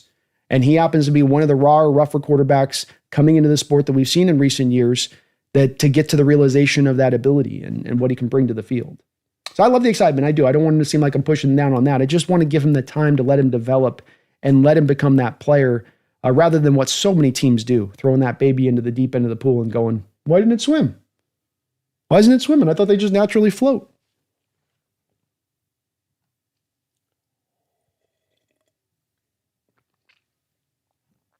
Nick says,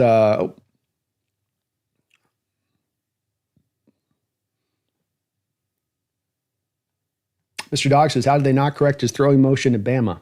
It's a good question. It's a good, very good question.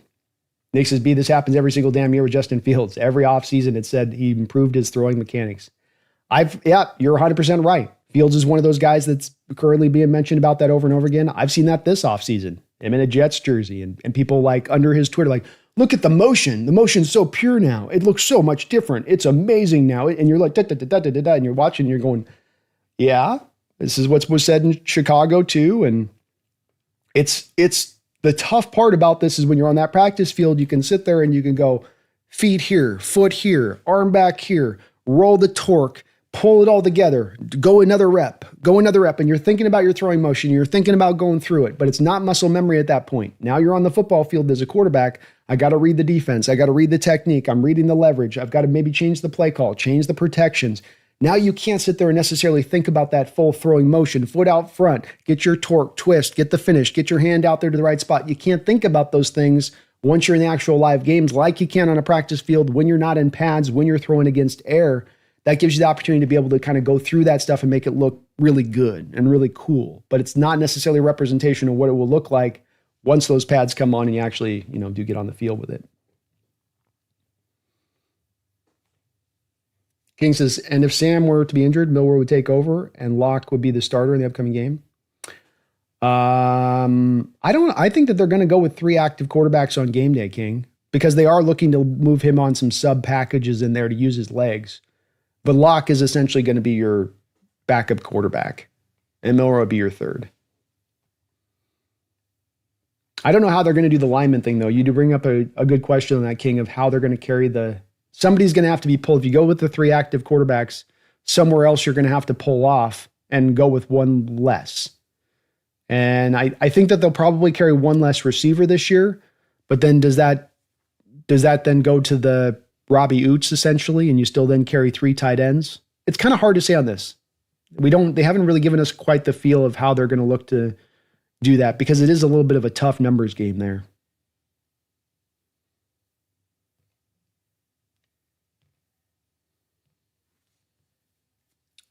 Mr. Dog, at least there's some good stories of guys actually correcting their form and successful. It's not a deal breaker. No, I'm not out on Milroe at all. I'm not. I'm very hopeful he can do it.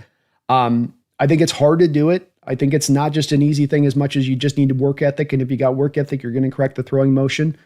Some guys, the motion is set. Some guys are able to do it. I think my guess on it is that it's that you have to really work on it and hone it. And it's going to take a lot of time to get it to that place when you're undoing all of that muscle memory. But yeah, there's hope that you can definitely do it.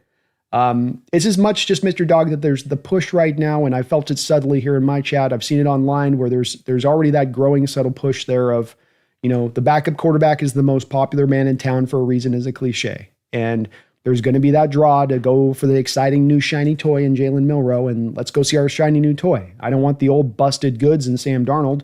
I don't want the old busted goods in Drew Lock. Give me the shiny new toy. And I understand the pull in that. I do. But you got to, I think, give him that time with it.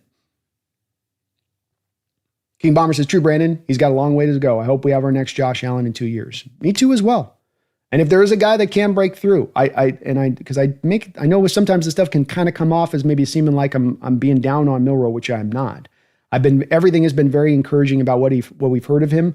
And he's doing everything to a T of what you could ask a really raw, hyper-talented quarterback that needs to refine his skill set to do. He's doing everything. He's in there in the early parts of the day, working his butt off in there. He's grinding. That's everything that we heard about him with his background and his military parents. He's got the goods to be able to do that. It's just that he does have that miles and miles to go thing. And give him that miles and miles to go, and I think you're giving him the best chance. If you can give him that 2 years, versus trying to start him, let's say, 8 games into his career and being like, let's just try to see what he can do. You can give him those 2 years. I'll have so much more confidence, King Bomber, in his ability to reach that upside than I will if they try to start him this year for a good collection of games. I think that there's much more of that pratfall that you're stepping towards by starting him early on, of getting him broken, of getting him reinforcing those bad habits, of not getting him to correct the throwing form and having that really lock in a major way. And if you can just do that, I think that's the real big single key with him. The work ethic is there, the arm talent is there, the mobility is there. Give him the time to develop. Let him have that opportunity. In a lot of ways, he should have gone back to college this past year, King Bomber. Should have gone back to college, worked with Ryan Grubb, taken that step that Michael Penix took in his last 2 years, but just do it in your final year, and then solidify yourself as a first-round pick in next year's draft. Sit 1 year, then start into year 2. But he came out a little early. He decided to come out early instead. And so just give him that 2 years is all I ask. And I think you're going to get potentially the best from him because of it.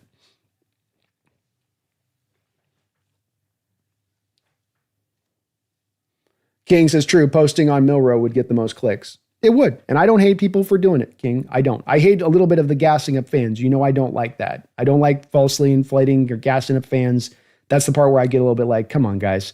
But I understand it too. And it would bring, I would, if I posted a Jalen Milrow video after this show today, it would get 6 times the views of what this show today will get. But you guys, with me, King On, it's just, I'm not really driven by what's going to just get clicks and views. I want to talk about what I want to talk about, the team that I think is actual valid and real and true. And, again, I'm not here ever going to gas you guys up. It's not the way I want to roll with it, but I get people doing it. I do. But that's also when there's a motivation to do that from a financial reason. This is the problem. If you start getting in that road as a content creator and now you're posting stuff to get clicks and views rather than what you really think and believe, you're heading down a trepidatious road, in my opinion, a little bit on that one. And that's why I don't really want to do that. But Milrow has the possibility of hitting that spot. He does. So definitely think the guy's got potential through the roof. Randall in the house. It's good to see you, Randall. Hope you're having a great day, man. Always brings a smile on my face. See Randall up in here. Thank you for the $5, brother. Appreciate you. You think Sam has the ability to break out? Would a repeat of 2024 do it, or would he need to exceed? My money is on Hall or Mafe to get 12 plus sacks. I could see with both those two guys getting up in that range, the sack-wise. I can. Didn't have either of them quite breaking out. Mafe was close for me, Randall. He was right on the edge. I couldn't see him quite breaking through. And we're going to look at Hall's game next week a little bit closer and what he's bringing to the table on it. He certainly has the ability to get to 12 sacks for sure, too. I mean, he certainly can get there as well. The Sam Darnold break out on that.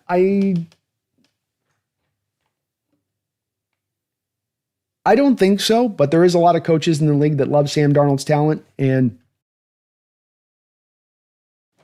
they do tend to feel like he is a guy that would eventually get into that place of being able to break out in that way, Randall. I think that he did come forward last year, and you saw the benefit of what happened when he got an opportunity with a team that was talented and had some good structure around him.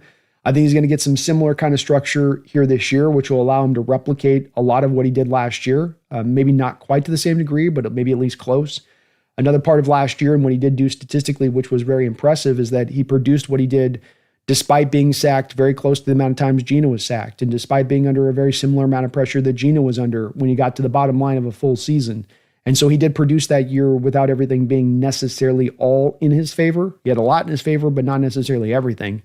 So I think he can replicate what he did last year. Is that a breakout year, Randall? I mean, kind of. It's a breakout year for him. It's statistically his best year of his career, but it's more of, I'm going to throw for the low 4,000s.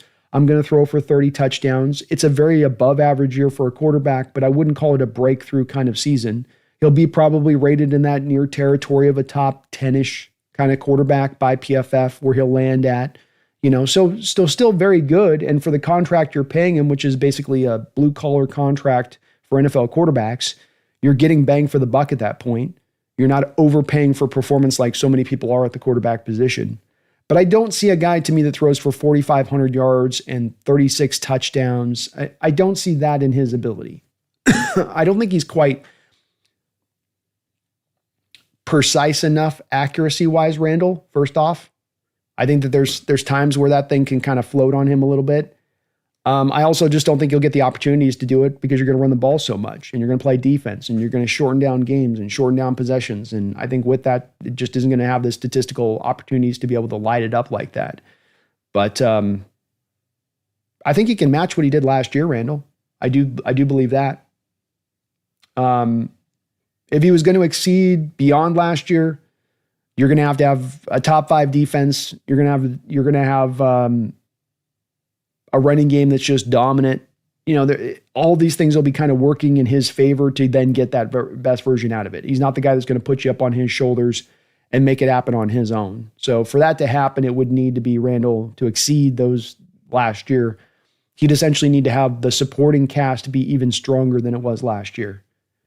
And I have a hard time seeing it get quite to that place of things. I think you can definitely replicate what Minnesota did supporting cast-wise, but to go beyond it, I mean, geez, that'd be a Super Bowl contending team then, if you can get there, Randall. So, love your 12 plus with Hall and Mafe. I didn't have Mafe quite the breakout because I do wonder, Randall, with having the 4 edge rushers, if the rotations are just going to keep the snap counts down enough to where it's hard to have as much of the measurable statistical output from the edges because they're all kind of eating into each other's snaps just a tiny bit. But both of them have got that potential, no doubt about that. All of them definitely have that potential.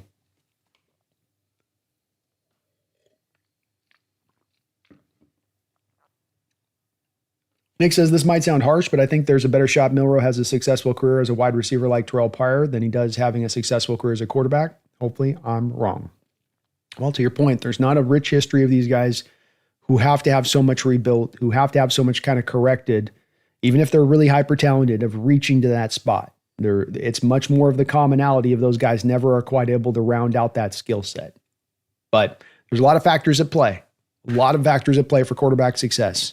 Supporting environment, how you're developed, who's coaching you, what kind of offense you're in, what kind of scheme you're in. Are you getting the best of your talents to marry to that scheme? Do you have the talent? Do you have the offensive line? There's so much that goes into this beyond just simply, do you throw the ball right? Do you process right in the pocket? It makes it complicated. It makes it hard to assess. But it can definitely go both ways. Sean says, we definitely need to develop Jalen to make him a better player. Sam is our number 1 for now. Amen. Amen. Give him that time. Give him that time. And like Green Bay got rewarded giving Aaron that 3 years. 3 years for Aaron Rodgers. You took him in the first round. You waited 3 years to play him. But you look at the benefits that guy got by doing that. Patrick Mahomes. Did he play his first year? No. He had Alex Smith. Is Alex Smith a better quarterback than Patrick Mahomes in any universe? Hell no. Not even a rookie Patrick Mahomes, in my opinion. But Andy Reid knew and understood the power and how invaluable it could be letting that quarterback have that little bit of time to sit.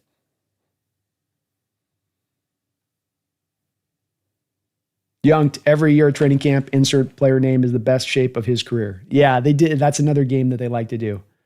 I worked harder than ever hard. I'm in the best shape of my life. Which maybe it's true. But there are a lot of these just kind of slogans that get sort of slung around a lot where you're like, okay.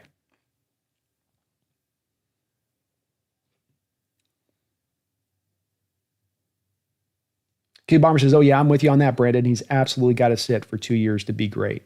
I feel like it's the beyond like necessarily predicting failure or success with Milroe. I'm not trying to get to that place with it. I'm saying I'm open to it.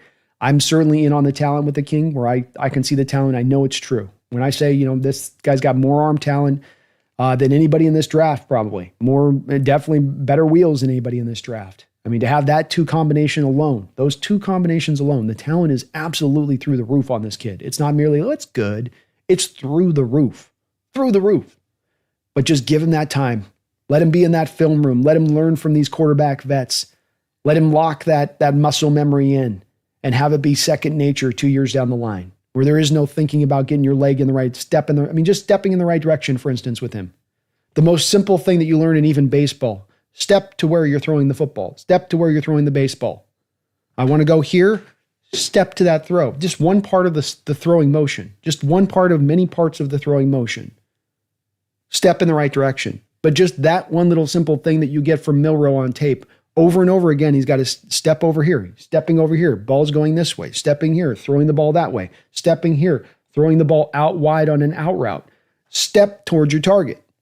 Just that simple rudimentary thing quarterbacks, baseball players do is one of the first things he's got to learn. So it's groundwork. This thing's got to just be bit by bit, fully rebuilt in so many ways. But the talent's absolutely true. I wish I could stay longer. Hope everyone has a great weekend. Catch up with you guys later. Go Hawks. Go Hawks, man. Have a good one, brother. That'd be awesome if we could get a second or third from the Broncos for Fant. I'd laugh so hard. That would be pretty funny. Misfit Arroyo can play wide receiver and tight end, least we forget. Yeah. Team might end up counting a Misfit as a wide receiver when it's all said and just for the way the roster bears out. And yeah, King Bomber, I think Saubert's probably going to get cut or go to the practice squad. You know, he'll be the practice squad guy. It says Fant or 2026 6. Give me Fant. How about a fifth there, Misfit? What about a fifth? 2026 fifth for Fant.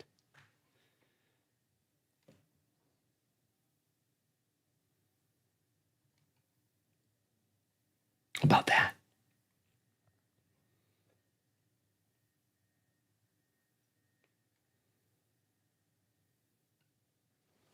Remember too with the Misfit that part of the Fant thing isn't that you're just cutting Fant to get leaner at the position. Part of the cut is that you're saving the $8.5 million and that then you can use that $8.5 million somewhere else on the team to have more of a measurable impact than what Fant would give you on the team. I'm not saying I'm okay with keeping Fant, but that's kind of like what's at play, I think, with people trying to move. It isn't as much as that you're getting the 5th or the 6th round pick back.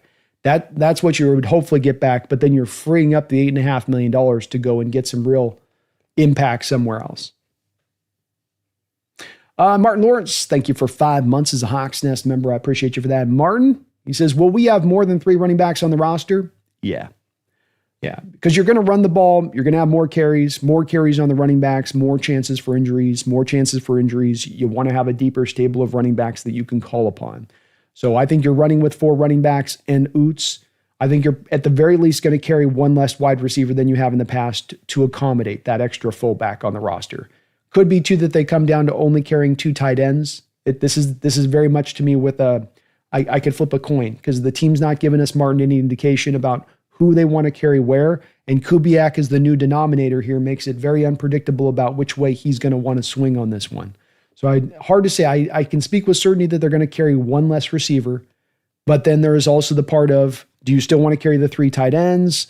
Do you have the 3 quarterbacks on the roster? You may have 3 active quarterbacks on your roster on game day because you want to use Milroe in the sub packages, but then you want to have Drew Lock as being your main backup quarterback to come off the bench if Sam Darnold gets injured. So I wish I could give you a better answer on this. It's very much still kind of a guessing game on that. But logically speaking, I would think that you'd have a minimum of 4 guys plus Oots. 4 guys plus Oots, because Oots isn't going to get any carries. King says if he accounts as a wide receiver, I wonder if MVS or Ricky White gets cut. I think I could see it going, you do, rather than the 5 wide receivers, you go 4. So it would be MVS, Cooper Kupp, JSN, and then you count MVS, JSN, Cooper Kupp, and then you would count, let's say, Arroyo as your 4th. And then let's say you would have AJ Barner and you would have Noah Fant as your 2 tight ends. And then you have your stable of you got your 4 running backs and your tight end, or your 3 running backs and and Oots, not tight end, Oots, I meant. I think it's something like that. I think right now Ricky White's going to have an uphill battle. I do think Torrey Horton's got a chance there to then button in, but then if Torrey Horton buttons in, now do you go 3 running backs, 1 fullback, and then you just try to have your 4th running back on your practice squad? This is really tough. This is tough to say, man. We got to wait for this to all play out practice squad wise. And there's a lot of factors here that make this extra than prior years. The Milroe presence, the Oots presence, the Arroyo presence. These guys all kind of like make this a little bit harder to know how it'll come out in the wash on this. Whereas in past years, you're like, we've got our 1-2 quarterbacks. We've got our 3 running backs. Oh, here's Holani. Holani will be the 4th running back. He'll be on the practice squad. We're carrying the 3 tight ends. We're carrying the 5 wide receivers. You knew a little bit more of how it was going to roll in prior years.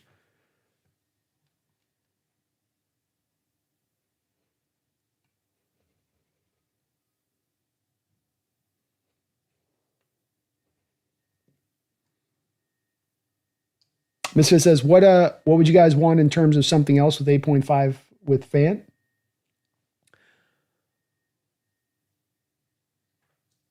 There's a lot of creative directions that could go with the Misfit, I would say to you. Is there an offensive lineman out there that becomes available that you could go get either before the season or by the trade deadline down the road as a possibility? Is there a cornerback Misfit that you could go get? I mean, you could essentially at this point go trade for a Jalen Ramsey and flop out what Jalen Ramsey is going to cost on your cap this year for what you're paying for Fant. So, would you rather have Fant and keep a 4th round pick and then get a 5th round pick back and keep a 4th round pick, or have Jalen Ramsey give up Fant, get a 5th round pick back for Fant, maybe give up a 4th or 3rd round pick for Ramsey. And now your cornerback room looks a lot better. So that's kind of something like that, Misfit. You look to reinforce a position of weakness. Whereas right now with the tight end, that's kind of a position of strength. So you weaken it down maybe a little bit, but then you're really able to then soup up another position versus, are you really going to get the most out of Fant this year for that $8.5 million? Are you going to get that bang for the buck for Fant? Because up until this point, through his first 3 years here, or whatever it's been, you haven't. The guy's not been able to really crack through for that former first round talent. He's not been a bad player, but he's not been worth an $8.5 million savings that you can move off of him either. So there's a couple moves you can make supplemental. $8.5 million, Misfit, that can get you a pretty good player, especially even if it's not that you're looking to make the move right now, but at the trade deadline. You move that $8.5 million and then you're just sitting on it, and then the trade deadline comes, some player becomes available no one thought was going to be available, and you're able to go get that player. And the main reason you're able to get him versus other teams is because you have the cap space you're sitting on to be able to bring the guy in. So it's also a hard to predict one, because it's that whole, you got to let the year play out through the early part of the year sometimes to know who also might be available downstream a little bit. King Bomber, Bobo, Horton, White all get cut in that scenario? Yeah, I think Horton's got the real chance of making the team. I think Bobo and White are on the outside looking in. But as I think about it, I think you would go at least MVS. The way it'll probably play out is MVS, Cup, JSN, Arroyo, technically, and then I think you're going to find a way to get Horton on the roster. But Bobo and White, I think, are definitely on the outside looking in.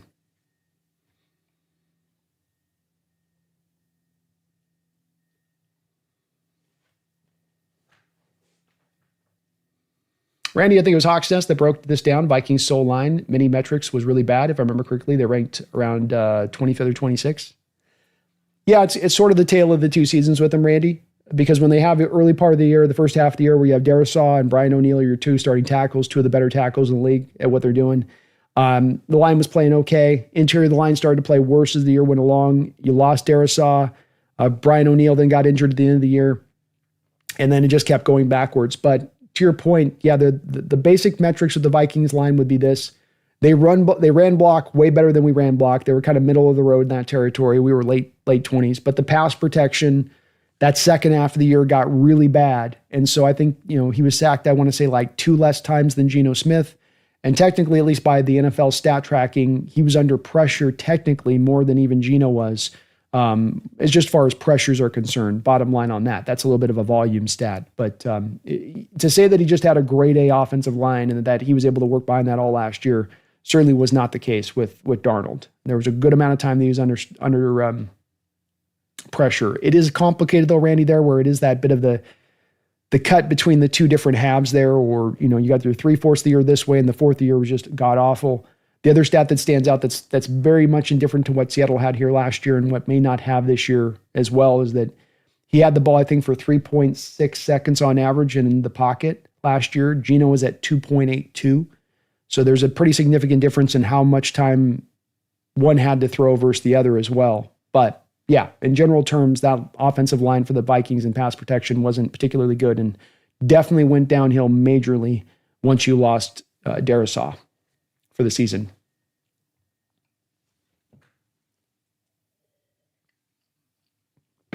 King Bomber, they might just carry 3 linebackers on defense to try to carry more offensively. Yeah, that's a good, well said, King Bomber. Especially with Emowari, because in Emowari, you can have him at times probably play some will linebacker snaps in there if you had to have him play it. Couldn't you? Yeah, I like that, man. possibly the way they could go there, King. That'd be an inventive way to kind of get around it. Because you are kind of caught in a bit of a numbers game right now. I don't envy Macdonald on that one, on how to navigate through there. Randy, yeah, so I'd say by the end of the year, the pass protection was bad for the Vikings. It wasn't bad throughout the whole course of the year. And where, Darnold made a lot of his hay in the early part of that schedule, especially, they were pretty legit. They ran block really well, but definitely pass protection went in the tank as the year went along. Misfit says, I love the trade deadline point, Brando. That's where it could give you some ability to misfit with it. Glad you're on board with it. Where you have the ability of, okay, you get to the trade deadline. That gives you the opportunity to look at your team, because everyone's hopeful at the start of the year, but we also know this team's got a bit of the variance of what they could become. So you get that first couple of weeks to really get a chance to measure your team up and see where they're at and go, hey, we're contender, we're not. Hey, we're one player away from this position or not. And then you're able at that point, if you are locked in and you're ready to go, you make the trade, you go find usually a player that you're getting who's a really good player. You're not having to give prime assets up, at least you typically don't at that point in time. But then let's just say the worst case scenario happens, Misfit, where you were to let go of a fan, you get in through the first 5-6 games of the year, you'll learn that you're really not ready to go this year. It's going to take another year. You're on the right road, but it's just going to take another year. Now you can roll that money over. Now you can take that $8.5 million and just throw it all into 2026. Beef up the cap in 26 a little bit much more at that point. But you get a little bit more time to make the determination, the intelligent determination about the approach you should take based on where the team really then is at. As opposed to where you theoretically might be at, or if everything goes right, they'll be here. I like that idea too. It doesn't have to be in tandem with a move being done on the other side, but to have that flexibility at the trade deadline to do something.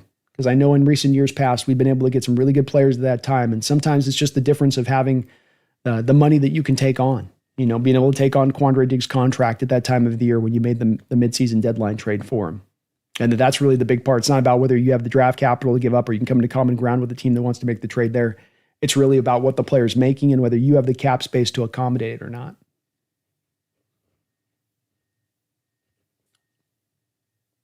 Zena is Gibbs, Pumpkin is Montgomery, Sleek and Muscle. That is true. That is true. Zena's definitely more Jahmyr Gibbs. Pumpkin's definitely Montgomery. Martin says, Brando, I think it would be a real pity if Horton doesn't make the roster. I think he would be such a weapon in our offense. I think he does make it. I know I said at first I left him off there, but the more I think about it, I think he makes it. I think it's, as much as anything, I think his ability as a punt returner, Martin, solidifies him on the roster alone there, beyond even what he does as a receiver. And I think what he does as a receiver will be enough. But he's such a good punt returner, and that's such a need on this team right now. That's going to probably lock him in. King running back's also interesting. I don't see him carrying 4. Yeah, you would think not with Oots being on the roster. The one thing may come down to this, and that's the part of this that gets complicated, is, well, what if Damian Martinez looks like Chris Carson? What if he's actually that good? Do you let go of a McIntosh that you like a lot? McIntosh averaged 5.3 yards per carry last year. Best on the, I know he only had like 20 carries on the season, but he had the best yard per carry average of any of the backs in your roster last year. By far. Almost a yard better than Walker and Charbonnet. Do you cut that guy? It's going to make it tough. It's going to make it tough. I think Damian Martinez makes the team, Ricardo. I do.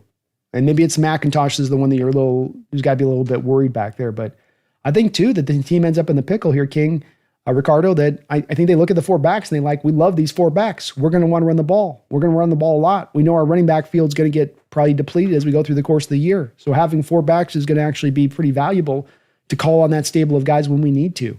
I think that ends up winning out over the day, even though that it would make it simpler if you could just carry the 3 running backs. But I think most of the Shanahan offenses you look at through the league, and you look at their running back situation and their active rosters, most of these coaches to a man end up going with, I think, 4 running backs on the roster when it all gets said and done.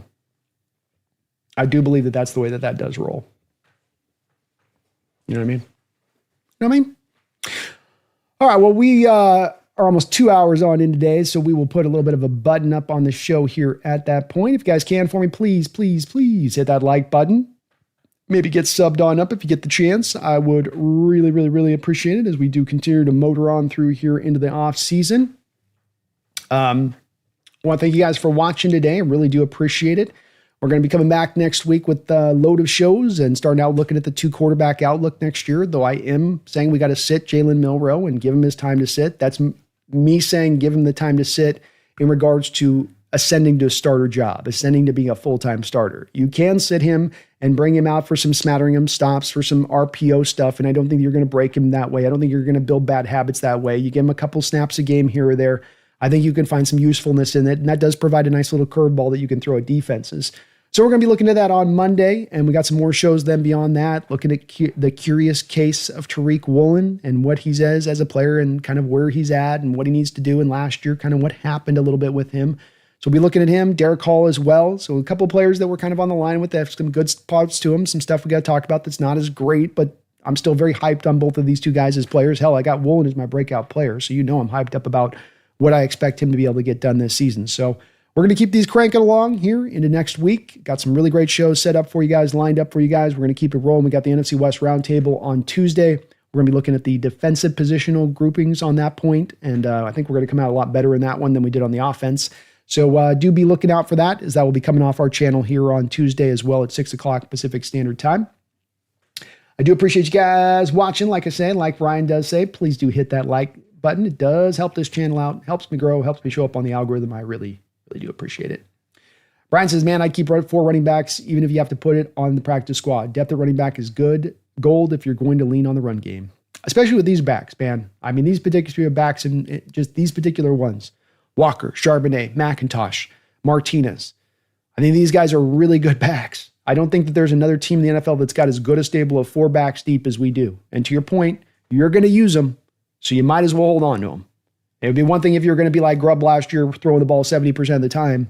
That's not the case now. So I think you got to build in a little bit. We all remember, as I've referenced it, the beast mode curse, which is that just about every year with the beast mode since he's retired, every starting running back you've brought in here has gotten beat up, injured, knocked out about halfway through the year. You end up having to call upon that depth over and over again. So lean into it. Lean into recent history in that way. Femi, thanks for reminding me to hit the smash button. And Femi, I'll get that updated too for the opening on that. Get your name on in there, man. I promise. We'll get that locked in. Locked in. Well, like Addicted says, we are one day closer here to getting to training camp. OTA's cooking along. Training camp coming right on the horizon. To let you guys know, I believe I will be in on, I think it's the 30th, 31st, and the 1st on the training camp dates. So if you guys want to hang with me, I'm going to be over on the left side of the berm, I believe, over there. Trying to get some media credentials if I can. So I've reached out to Seattle people to see if I can get the credentials this year. I'm not holding my breath. So if not, I'll be over on the left side of the berm over there. We'll get that coordinated with you guys, but I'm planning on trying to be there for the 3 training camp days, 2 training camp days at least, and then get there to the scrimmage out at Lumen Field. Get to all 3 events if I can, and maybe even build a little bit more in there. So if you're looking at joining me on a training camp day and hanging out and watching the practice together and just chopping it up, I will be there for those days at the end of July, 29th, 30th, 31st, 1st, all in that area of things. So please do join me on that. Looking forward to that. Can't wait to come back up and have some fun there at training camp with the folks and chop it up with you guys a little bit. So a lot on deck here. It's the off season, but we don't slow down here at the Hawks Nest. We just keep it on going. And boy, the season is almost here. You've been waiting through a long off season. I know the Mariners are just starting to turn bad. That means that we might be right around the corner to the Seahawks starting up. So just a matter of time before we're going to be bouncing back into training camp and getting after it. Ride with me here throughout this offseason as you have so far, as I have really appreciated it. Been some great discussion here since we've gone to some of this daily show stuff and really love chopping up with you guys on this. We're going to keep it going throughout the season, this show, Monday through Friday, 12 o'clock Pacific Standard Time. Every single day we're going live. Ride with me. Let's go. The Seattle Seahawks this upcoming season. Breakout players, I got a collection of them. Close to breakout players, I got a collection of them. Already guys that I think have ascended and have reached that mark of breakout status that are already that good. You got that collection as well. Put them all together. Do you get a contending team? Does this become a team that can take that step forward this year to go and win a division title? You bet your bloody ass they can. So if these things lock in, if these players can break out, if they can take that final step forward in the development of their game to reaching that next upper level state, this team comes together. The room just all comes together. It all just starts to ignite at the right time. And you got your team again ready to go make some noise, ready to go make some of those teams out there in the NFL a little bit nervous about that Seattle Seahawks team once again. And who knows, maybe even ready to go make some actual noise in the playoffs. I think these guys are going to break through. I think you're going to have a hell of a team. I think this talent is true. It's real, and it's only a matter of time. Is it going to be this season? Is it going to be next season? That's part of one of the great wonders to watch for this upcoming year, but it is only a matter of time before this young talent injects this life into this squad and really takes flight, and this team gets back to a contending state. You got the right coach, you got the right talent, you got the right development process. Now we just got to let it all play out. So don't you ever forget. Don't do it. Even in the midst of June, you're thinking about baseball, football still seems so. Don't you dare forget. Don't you do it. Go Hawks.